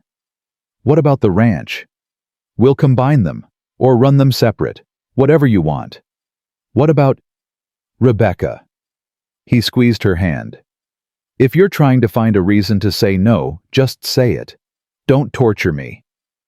She looked at him kneeling there in the moonlight, this proud man making himself vulnerable for her. Thought about James, about the love she'd lost. Thought about the love she'd found. "Yes," she whispered. "Yes. Yes, I'll marry you, you damn fool." She pulled him up, kissed him hard. "But we're doing this proper. Church wedding, the whole town invited. I want everyone who whispered about us to watch me marry you." He laughed against her mouth. "Whatever you want. And the children get to decide if they take your name or keep Morgan." "Agreed. And I'm keeping my land separate. It's theirs, Nathaniel, their inheritance from James." "I wouldn't have it any other way." He slipped the ring onto her finger. It fit perfectly. "Anything else?" "Yeah." She smiled. "You're sleeping in the barn till the wedding. I won't have folks saying we lived in sin." "The barn, Rebecca, that's non-negotiable." He groaned but smiled. "You're going to be a handful as a wife." "You're damn right I am." They told the children at breakfast.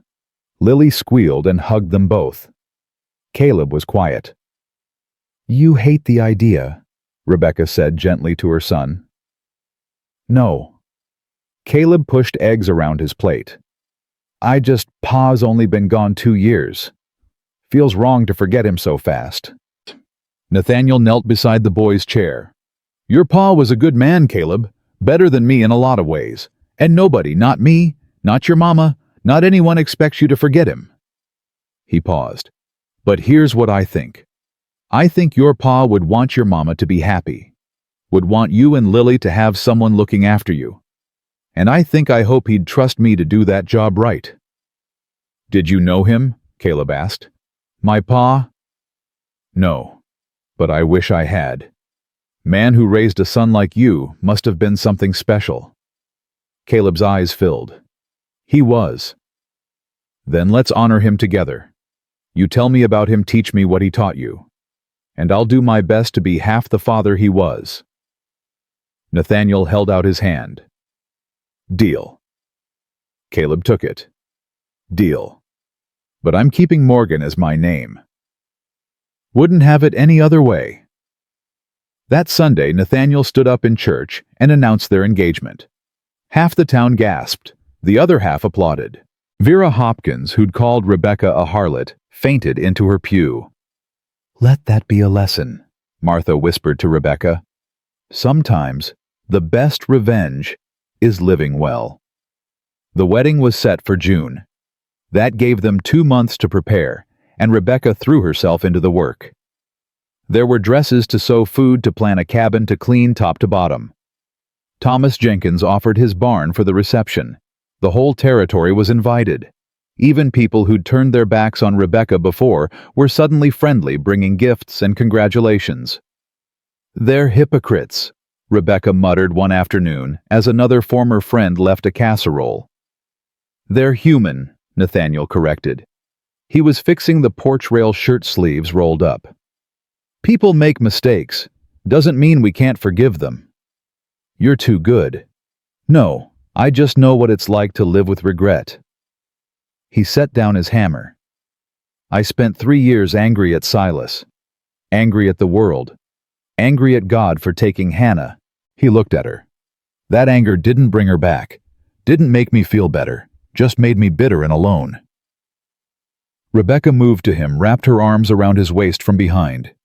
You're not alone anymore. No. He covered her hands with his. I'm not. 3 weeks before the wedding, a lawyer arrived from Cheyenne. Mr. Pemberton, distinguished and nervous. Mrs. Morgan, Mr. Blackwood, I have papers that require signatures. He spread documents across the table. The sale of the Blackwood estate has been completed. Mr. Blackwood, you're now in possession of significant funds. How much? Rebecca asked. Pemberton named a figure that made her sit down hard. That can't be right. It's right, Nathaniel said quietly. Silas was richer than anyone knew. Half is yours, Pemberton continued. Per your instructions, Mr. Blackwood. The other half has been distributed to families affected by Silas Blackwood's business practices. Compensation for land stolen, loans called in, damages suffered. Rebecca stared at Nathaniel.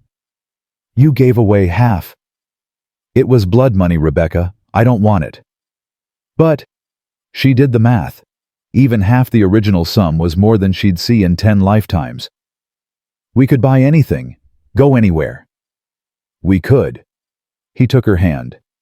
Or we could stay right here, build something good, something that matters. She knew then with absolute certainty that she'd made the right choice. But good news never lasted long on the frontier. 2 weeks before the wedding, a woman arrived in Redemption Creek asking for Nathaniel Blackwood. Young, pretty, dressed in expensive traveling clothes. She took a room at the boarding house and sent word she needed to speak with him urgently. Rebecca heard about it from Martha, who'd heard from the boarding house owner, who'd heard from the woman herself.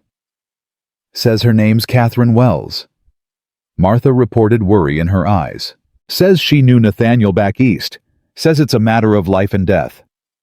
Rebecca's stomach churned. Did she say what she wanted? No, just that she'd wait at the boarding house till he came. Nathaniel was at his ranch settling final business. Wouldn't be back till Friday. That left Rebecca 3 days to wonder and worry and imagine the worst. Was Catherine an old lover? A scorned woman? Someone else Nathaniel had hurt in his past? You should go talk to her, Caleb said. He'd grown perceptive in recent months, reading his mother's moods. Find out what she wants. It's not my business. It is if she's going to ruin the wedding. Rebecca hated that her 7-year-old was right. She rode to town the next morning, left Lily with Martha, walked into the boarding house with her chin up and her heart pounding. Catherine Wells was in the parlor embroidering. She looked up when Rebecca entered, took in the worn dress and work-roughened hands. You must be Mrs. Morgan, Catherine said. Her voice was cultured Eastern. I've heard so much about you. Can't say the same. Rebecca sat without being invited. Who are you and what do you want with my fiancé? Direct, I appreciate that.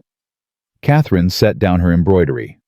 My name is Catherine Wells. I was engaged to marry Nathaniel Blackwood 5 years ago. The world tilted. Engaged? Yes, before he came west. We were in love, or I thought we were. Her smile was bitter. Then his father died, left him nothing because Nathaniel refused to work with Silas. I broke off the engagement, told him I couldn't marry a poor man. Why are you here now? Because I made a mistake. Catherine's eyes filled. I married a wealthy man, a terrible man. He died 6 months ago, left me comfortable but alone. And I realized too late that I'd let the best man I ever knew slip away. Rebecca's nails dug into her palms. If you think you're getting him back, I'm not here to steal him. Catherine pulled a letter from her pocket. I'm here to warn you. My late husband, before he died, he was in business with Silas Blackwood. They had plans, terrible plans involving land acquisition and railroad deals. And Silas left documents evidence that implicates Nathaniel in some of the schemes. That's impossible. Nathaniel wasn't part of Silas's business. I know that. You know that. But the documents are forged to look like he was. Catherine handed over the letter. Silas's business partners are angry about losing their investment. They're going to use these documents to destroy Nathaniel, have him arrested, tried, possibly hanged. Rebecca's blood went cold. Why are you telling me this? Because despite everything, I still care about him. And because... Catherine's voice softened. Because when I asked around town about him, everyone said the same thing. That he'd changed. That he was happy. That he'd found something worth living for. She met Rebecca's eyes. That's you. You and your children. And I'm not going to let bitter men destroy that. Rebecca stared at the letter. At the evidence of yet another threat against the man she loved. What do? We burn these documents before they can be filed with the territorial court. They're in a safe in Cheyenne, my late husband's office. Catherine stood. I know the combination. We go tonight, destroy them, and no one will ever know. That's illegal. So is forging evidence to frame an innocent man. Catherine pulled on her gloves. Are you coming or not? Rebecca thought of Nathaniel, of the wedding in 2 weeks, of the life they were supposed to build together. I'm coming. They rode for Cheyenne that afternoon, 2 women on horseback racing against time and fate. It was a hard ride, 40 miles over rough country, but they made it by midnight. The city was bigger than Rebecca remembered, louder, full of people and noise and dangers she'd forgotten existed. Catherine led her through back streets to a building near the railroad depot. His office is upstairs. There's a night watchman, but he's usually drunk by now. And if he's not, Catherine produced a derringer from her purse. Then we improvise. They climbed the back stairs, found the office door locked. Catherine produced a key, kept it after the funeral, and they slipped inside. The office was exactly what Rebecca expected. Dark wood, expensive furniture, the smell of cigars and money. Catherine went straight to a painting on the wall, swung it aside to reveal a safe. Keep watch, she whispered, spinning the dial. Rebecca stood by the door, heart hammering.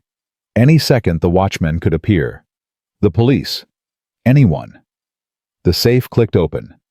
Catherine pulled out a folder, flipped through papers. Here, these are the forgeries.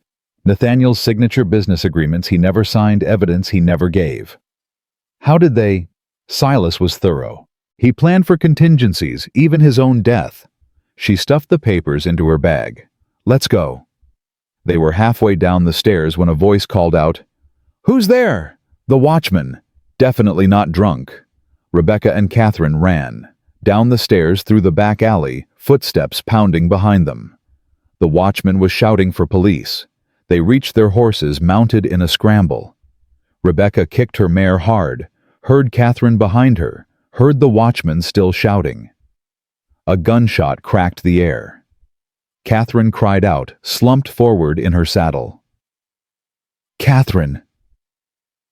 Rebecca circled back, grabbed the other woman's horse's reins. Blood bloomed across Catherine's shoulder. "Go!" Catherine gasped. "Don't stop. I'm not leaving you. You have to. Get those papers back. Burn them.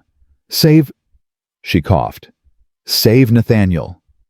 Police whistles shrieked, more voices joining the chase. Rebecca made a choice. She hauled Catherine upright, held her on the horse with one arm, kicked both mounts into a gallop. They rode like hell was chasing them, because it was. Out of Cheyenne, into the dark countryside, pushing the horses to their limits.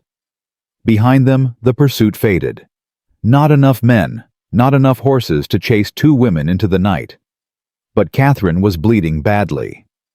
By the time they reached a small farmhouse 10 miles out, she was barely conscious. Rebecca pounded on the door. A farmer answered, took one look, and called for his wife. "Bullet wound," Rebecca said. "She needs help." They laid Catherine on the kitchen table. The farmer's wife, practical calm, cut away the blood-soaked dress, probed the wound. "Bullet's still in there. Needs to come out." "Can you do it?" "Done it before. During the war when my husband came home shot." She looked at Rebecca. "She your sister?" "Friend. She saved my life." The farmer's wife nodded like that explained everything. "Hold her down. This is going to hurt." It took an hour. Catherine screamed twice, fainted once, but the bullet came out. The wound was packed and bandaged, and by dawn, she was sleeping fitfully in the farmer's bed. Rebecca sat beside her, holding the blood-stained bag with the forged documents. "You're a damn fool," she whispered to the unconscious woman. "Coming all this way to help a man who's marrying someone else." But she understood. Love didn't follow logic. It made you stupid and brave and willing to die for someone else's happiness. 3 days later, she rode back to Redemption Creek with Catherine in a wagon, the documents burned to ash and scattered in a creek bed miles back. Nathaniel met them at the edge of town. He'd been frantic when he'd returned to find Rebecca gone, had been about to form a search party. "Where the hell?" He stopped when he saw Catherine. "Kate." "Hello, Nathaniel." She smiled weakly from the wagon bed. "Still getting shot at, I see. Some things never change." "What happened?" Rebecca told him. "Everything. The forged documents, the midnight ride, the chase through Cheyenne." Nathaniel's face went pale, then furious, then soft with something Rebecca couldn't name. "You could have been killed," he said to Catherine. "Yes, but I wasn't." She looked at Rebecca. "Your fiancé is surprisingly competent with a getaway." "I'm learning that." He helped Catherine down from the wagon, gentle despite his obvious confusion. "Why Kate after everything?" "Because you deserved better than I gave you." Catherine touched his face, brief and sad. "Be happy, Nathaniel. With her. She's everything I wasn't." Then she turned to Rebecca. "Take care of him. And if you ever need anything, I know where to find you." Rebecca surprised herself by hugging the other woman. "Thank you. Thank you for showing me what real love looks like." Catherine pulled back, smiled through tears. "Now go plan your wedding. I've got a train to catch." They watched her leave in a hired carriage heading back to Cheyenne and whatever life waited there. "She loved you," Rebecca said quietly. "Once. A long time ago." Nathaniel pulled Rebecca close. "But I love you. Now. Forever." "Good answer." "Rebecca," his voice was serious, "don't ever do anything that stupid again." "Can't promise that." "I know." He kissed her forehead. "That's what scares me." The wedding was beautiful. The whole territory came homesteaders and ranchers, townspeople and travelers, even Marshall Cooper, who'd given them so much grief. Rebecca wore a dress Martha had helped her sew, cream-colored with lace at the collar. Lily scattered wildflowers. Caleb stood beside Nathaniel, solemn as a judge. When the preacher asked if anyone objected, the church held its breath. But nobody spoke. The time for objections was past. "I do," Nathaniel said when asked. "I do," Rebecca echoed. And when they kissed, the church erupted in cheers. At the reception in Thomas's barn, people danced and ate and celebrated. Rebecca stood with Nathaniel, watching their children play with the other kids, watching their neighbors laugh and toast. "This is what matters," she said. "This, right here." "Agreed." He squeezed her hand. "Think we'll make it." "We've survived everything else. Reckon we'll survive marriage too." He laughed. "That's the most romantic thing you've ever said." "Get used to it. I'm not the flowery type. I wouldn't want you any other way." As the sun set and the dancing continued, Rebecca let herself really believe that the worst was behind them, that the future held nothing but happiness and hard work and the slow building of a life together. She was wrong, of course. The frontier always had one more surprise waiting. But for tonight, with Nathaniel's hand in hers, and her children safe and happy. Rebecca Morgan. Now Rebecca Blackwood let herself simply be happy. And that was enough. The happiness lasted exactly 3 weeks. Rebecca was in the garden pulling weeds when she saw the dust cloud on the eastern road. Multiple riders moving fast. Her stomach dropped. Nothing good ever came at that speed. "Nathaniel!" She dropped the hoe, ran for the house. Riders coming. He appeared in the doorway, rifle already in hand. "How many?" "6. Maybe more." "Get the children inside, now!" But before Rebecca could move, the riders crested the hill. Not outlaws or Silas's remaining men. Federal marshals' badges glinting in the afternoon sun. Marshal Cooper led them, his face grim. "Nathaniel Blackwood," he called out formally. "I have a warrant for your arrest." Rebecca's blood turned to ice. "On what charge?" "Conspiracy to defraud the United States government. Illegal land acquisition. Murder." Cooper dismounted, pulled papers from his saddlebag. "I'm sorry, Nathaniel. I tried to fight this, but the evidence—" "What evidence?" Nathaniel's voice was deadly calm. "Catherine and Rebecca destroyed those forged documents." "Not all of them." Cooper handed over the warrant. "Someone kept copies, filed them with the territorial governor 3 days ago. He had no choice but to issue the warrant." Rebecca felt the ground shift beneath her feet. "But we burned everything. We saw—" "You saw what Silas wanted you to see." A new voice. A man stepped from behind Cooper's horse. 50-something, expensive suit, cruel eyes. "Original documents are safely locked in my vault in Denver. What Catherine stole were copies of copies." "Who are you?" Nathaniel demanded. "Marcus Pemberton, Silas's business partner. The real one, not that incompetent lawyer you met." He smiled. "Your brother was thorough, Mr. Blackwood. He knew you might try something after his death, so he made sure I had insurance. The papers are forged." "Prove it." Pemberton's smile widened. "Oh wait, you can't. Because Silas made sure every signature, every document, every piece of evidence points directly to you. You're going to hang Blackwood. And when you do that ranch of yours, Both ranches will be liquidated to pay your debts, which means they'll come to me." "Like hell," Rebecca spat. "That's my land, my children's inheritance." "Not anymore.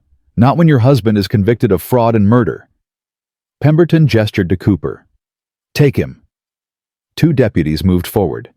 Nathaniel didn't resist as they put him in irons, but his eyes never left Rebecca's. "I'll fix this," she said, voice breaking. "I swear to God, Nathaniel, I'll fix this." "Take care of the children," he said quietly.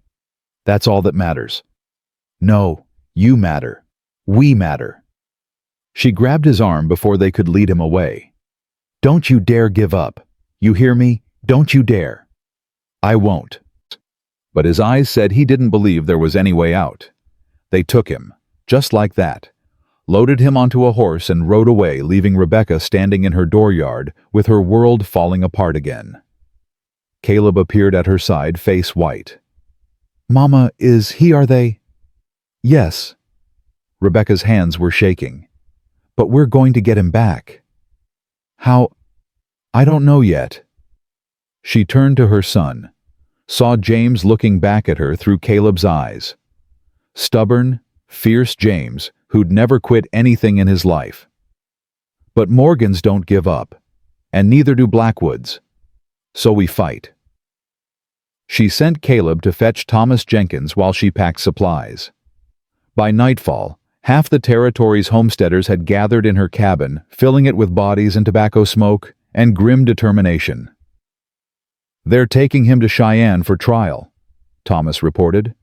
3 weeks, maybe a month before it starts." "That's not enough time to prove his innocence," someone said. "Then we don't prove his innocence. We prove Silas's guilt." Rebecca spread papers across the table, everything Nathaniel had told her about Silas's business dealings, names and dates and places. Silas kept records. He was too arrogant not to. We find those records, we prove the forgery. "Where would he keep them?" Martha asked. "His ranch. The main house." Rebecca looked up. "I lived there briefly after the wedding. Nathaniel showed me around. There's a study-locked room in the back. Nathaniel never went in, said Silas kept the key on him always." "The house is being liquidated," Thomas said. "Pemberton's men are clearing it out this week. If we're going to search it, we need to do it now." "Then we go tonight." Rebecca stood. "Me and whoever's brave enough to come." "That's breaking and entering," someone protested. "You could go to jail." "I could also save my husband's life." She met each person's eyes. "I'm going. Anyone who wants to help, I'll be grateful. Anyone who doesn't, I understand." Every hand in the room went up. They rode out at midnight, Rebecca, Thomas, Martha, and 6 others. Left Caleb and Lily with a neighbor woman who promised to hide them if anything went wrong. The Blackwood estate loomed dark against the star-filled sky. No lights in the windows. No guards posted. Why guard an empty house? They tied their horses a quarter-mile out, approached on foot. Thomas had brought tools, a crowbar, a hammer, things that made Rebecca's stomach churn with the illegality of what they were doing. But Nathaniel was in jail, about to be tried for crimes he didn't commit. Legality seemed like a luxury they couldn't afford. The back door was locked. Thomas made quick work of it with the crowbar. The sound of wood splintering seemed impossibly loud in the night silence. They froze, waiting for shouts or gunshots. Nothing came. Inside the house smelled of dust and abandonment. Furniture was gone. Paintings removed, everything of value stripped away. But the study door was still locked. "Here," Rebecca pointed. "This is it." Thomas applied the crowbar. The door held. He tried again, putting his weight into it. The lock groaned but didn't give. "Move." One of the younger men, Billy Cooper, the marshal's nephew, pulled out a pistol. "Cover your ears." He shot the lock 3 times. The door swung open. The study was empty except for a massive desk too heavy to move. Rebecca ran to it, started pulling open drawers. Empty. All empty. "They cleared it," Martha said. "We're too late." "No." Rebecca dropped to her knees, running her hands along the desk's underside. James had taught her about secret compartments. All the good furniture from back east had them. "There has to be..." Her fingers found a groove. She pressed, and a small panel popped open beneath the desk. Inside was a leather journal. Rebecca pulled it out with shaking hands, opened it to the first page. Silas Blackwood's handwriting clear as day. She flipped through page after page of business dealings, payoffs, murders, ordered and executed. Evidence of everything the man had done for 20 years. "Dear God," she whispered, "this is it. This proves everything." "Then let's get out of here," Thomas said urgently, "before someone comes." They ran for the horses, hearts pounding, made it halfway across the property before they heard the shouts behind them. "Stop, federal marshals! Ride!" Rebecca kicked her horse hard, clutching the journal to her chest. Around her, the others scattered, each taking a different direction to confuse pursuit. Gunshots cracked the night. Something whined past Rebecca's ear. She leaned low over the horse's neck, rode like her life depended on it. Because it did. They all did. She lost the marshals in the dark, circled wide, and came back to the meeting point an hour later. Found Thomas and Martha waiting, but only 3 of the others. "Billy?" Rebecca asked. "Caught," Thomas said grimly. "They got him about 5 miles back. The Patterson brothers, too." "Jesus!" Rebecca clutched the journal tighter. "We have to get this to Cheyenne, to a lawyer who'll actually use it." "I know someone," Martha said. "My cousin's husband. He's honest, doesn't like the territorial governor. If anyone will help, it's him." They rode for Cheyenne at dawn, pushing the horses to exhaustion. Rebecca's back screamed. Her hands were blistered from the reins.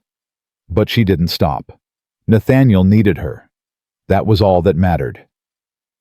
Martha's cousin lived on the outskirts of Cheyenne, a modest house with a sign reading, "Franklin Webb, Attorney at Law." He answered the door in his nightshirt, took one look at the 3 exhausted riders, and ushered them inside. "Martha, what in God's name?" "We need help." Rebecca thrust the journal at him. "My husband's been falsely accused. This proves it. But the trial starts in 2 weeks, and I don't know if that's enough time to—" "Slow down." Webb took the journal, started reading. His eyes widened. "Where did you get this?" "Silas Blackwood's desk. It's his personal records." "You stole it." "I borrowed it, from a dead man." Rebecca's voice hardened. "Will you help or not?" Webb read for another 5 minutes, each page making his expression more grim. Finally, he looked up. This is explosive. If even half of what's in here is true, it implicates not just Silas, but half the territorial government. The governor, 3 judges, the Railroad Commission. So you'll help." "If I use this, I'm making enemies of very powerful men." He closed the journal. "They'll come after me. My family. My practice." "I understand." Rebecca stood to leave. "I'll find someone else." "I didn't say no." Webb smiled. "I said they'll come after me. But I didn't become a lawyer to make friends with corrupt officials. I became one to see justice done." He extended his hand. "I'll represent your husband, Mrs. Blackwood, and I'll use every word in this journal to bury the men who tried to frame him." The trial started on a Tuesday morning. The courthouse was packed. Curious townspeople, journalists, federal officials come to see the infamous Nathaniel Blackwood hang. Rebecca sat in the front row, Caleb and Lily on either side, Martha and Thomas behind them. What felt like half of Redemption Creek had made the journey to support them. Nathaniel was brought in wearing irons. He'd lost weight, his face gaunt and shadowed. But when his eyes found Rebecca's, he smiled. She smiled back, touched the journal hidden in her bag. The prosecutor stood confident and smug. He laid out a devastating case, forged documents showing Nathaniel's involvement in fraud, witnesses claiming they'd seen him at meetings with Silas, even a statement from Marcus Pemberton swearing Nathaniel had approached him about joining the conspiracy. All lies. But convincing lies. The jury, 12 men who'd never heard of Nathaniel before, looked increasingly convinced. Then Franklin Webb stood. "Gentlemen of the jury, what you've heard today is indeed damning, if true, but I submit to you that nothing about this case is true." He pulled out the journal. This is Silas Blackwood's personal record of his criminal activities, written in his own hand, notarized by witnesses. And it tells a very different story. The prosecutor jumped up. Objection. That journal was obtained illegally. Was it? Webb smiled. Mrs. Blackwood found it in her own home, the Blackwood estate, which her husband inherited upon Silas's death. She had every right to search her own property. But, furthermore, Webb continued, I have testimony from Catherine Wells Silas's former business associate confirming the existence of these records and Silas's plan to frame his brother. I have sworn statements from homesteaders detailing the crimes Silas committed, and I have forensic analysis proving the documents accusing Nathaniel are forgeries. The ink is wrong for the dates listed, the paper is wrong, even Nathaniel's signature is incorrect in ways only an expert would notice. He laid it all out piece by piece, building an unassailable case. The prosecutor tried to interrupt to object, but the judge, a man not named in Silas's journal, let Webb continue. By the end of the day, the jury looked less certain. By the end of the week, they looked convinced. The prosecutor called Marcus Pemberton to testify. Big mistake. Webb tore him apart. Referenced page after page of the journal showing Pemberton's involvement in Silas's schemes. Produced witnesses who'd seen Pemberton paying off officials. Even found a clerk who'd helped forge the documents and was willing to testify in exchange for immunity. Pemberton left the stand a broken man facing his own charges. The jury deliberated for 3 hours. When they returned, Rebecca couldn't breathe. Nathaniel stood hands still in irons, face carefully blank. On the charge of conspiracy to defraud, how do you find not guilty? On the charge of illegal land acquisition, not guilty. On the charge of murder, not guilty. The courtroom erupted. Rebecca surged forward as the deputies removed Nathaniel's irons. He caught her in his arms, held her so tight she couldn't breathe. It's over, he whispered. It's finally over. Almost. She pulled back, met his eyes. There's something else. The judge was already speaking, but not to Nathaniel, to the federal marshals in the room. Based on evidence presented, I'm issuing warrants for the arrest of Marcus Pemberton, Governor Harrison, and 6 territorial judges for conspiracy, fraud, and murder. Marshals, do your duty. Chaos. Men running, shouts and protests, but the marshals were already moving, arresting powerful men who'd thought themselves untouchable. And in the middle of it all, Rebecca and Nathaniel held each other finally safe. The ride home took 2 days. They traveled slow, savoring the freedom, the peace, the knowledge that the nightmare was truly over. Caleb rode ahead with Thomas, excited to be going home. Lily dozed in Rebecca's arms, exhausted from the ordeal. What now? Nathaniel asked as their cabin came into view. Now, Rebecca smiled. Now we live. We plant crops, raise horses, build the ranch. We watch our children grow. We get old together. She looked at him. We do all the boring, wonderful things that normal people do. Sounds perfect. It won't be easy. We still got debts to pay, fences to mend, a barn to rebuild. I know. He took her hand. But we'll do it together. Together, she agreed. They reached the cabin at sunset. Someone, probably Martha, had left food, had lit the fire, had made the place welcoming. That night, after the children were asleep, Rebecca and Nathaniel sat on the porch watching stars scatter across the Wyoming sky. Thank you, he said quietly. For what? For not giving up on me. For fighting when everyone else would have accepted defeat. He pulled her close. For saving me in every way a person can be saved. You saved me first, she reminded him. Or have you forgotten you were the one dying in the snow that started all this? Best decision I never made. He kissed her forehead. Falling half dead on your property. She laughed, the sound free and easy. Second best decision was staying when you healed. And the best, asking me to marry you. She turned in his arms, looked up at him. Even though I made you sleep in the barn. Worth it. They sat in comfortable silence, listening to the night sounds. An owl hooting, the wind in the pines, the creak of the cabin settling. Inside, Caleb and Lily slept safe and warm. Outside, the land stretched dark and endless, full of possibility. "You know what I realized," Rebecca said. "When I found you that day, I thought I was saving a dying stranger. Didn't know I was saving my own future." Funny how that works. Nathaniel's arms tightened around her. How the worst day can turn into the best thing that ever happened. Not funny. Miraculous. She leaned back against his chest, felt his heartbeat steady and strong. "We've been given a second chance, Nathaniel. Both of us. First, we lost people we loved. Then we found each other. That's not luck. That's grace. Then let's not waste it." "No," she agreed. "Let's not." The next morning, they started rebuilding. Nathaniel worked on the barn, while Caleb helped the boy's small hands learning skills that would serve him for life. Lily planted a garden with Rebecca, pressing seeds into dark earth, watering them with careful hands. Neighbors came by to help Thomas and Martha, the homesteaders who'd risked arrest to find the journal. Even some of the townspeople who'd turned their backs before. Everyone wanted to be part of the resurrection of the Blackwood Morgan Ranch. By summer's end, the barn stood tall and strong. The garden had flourished. The horses were thriving. And Rebecca was pregnant. She told Nathaniel on an evening much like the one where he'd proposed, sitting on the porch watching the sunset. "I'm carrying your child," she said simply.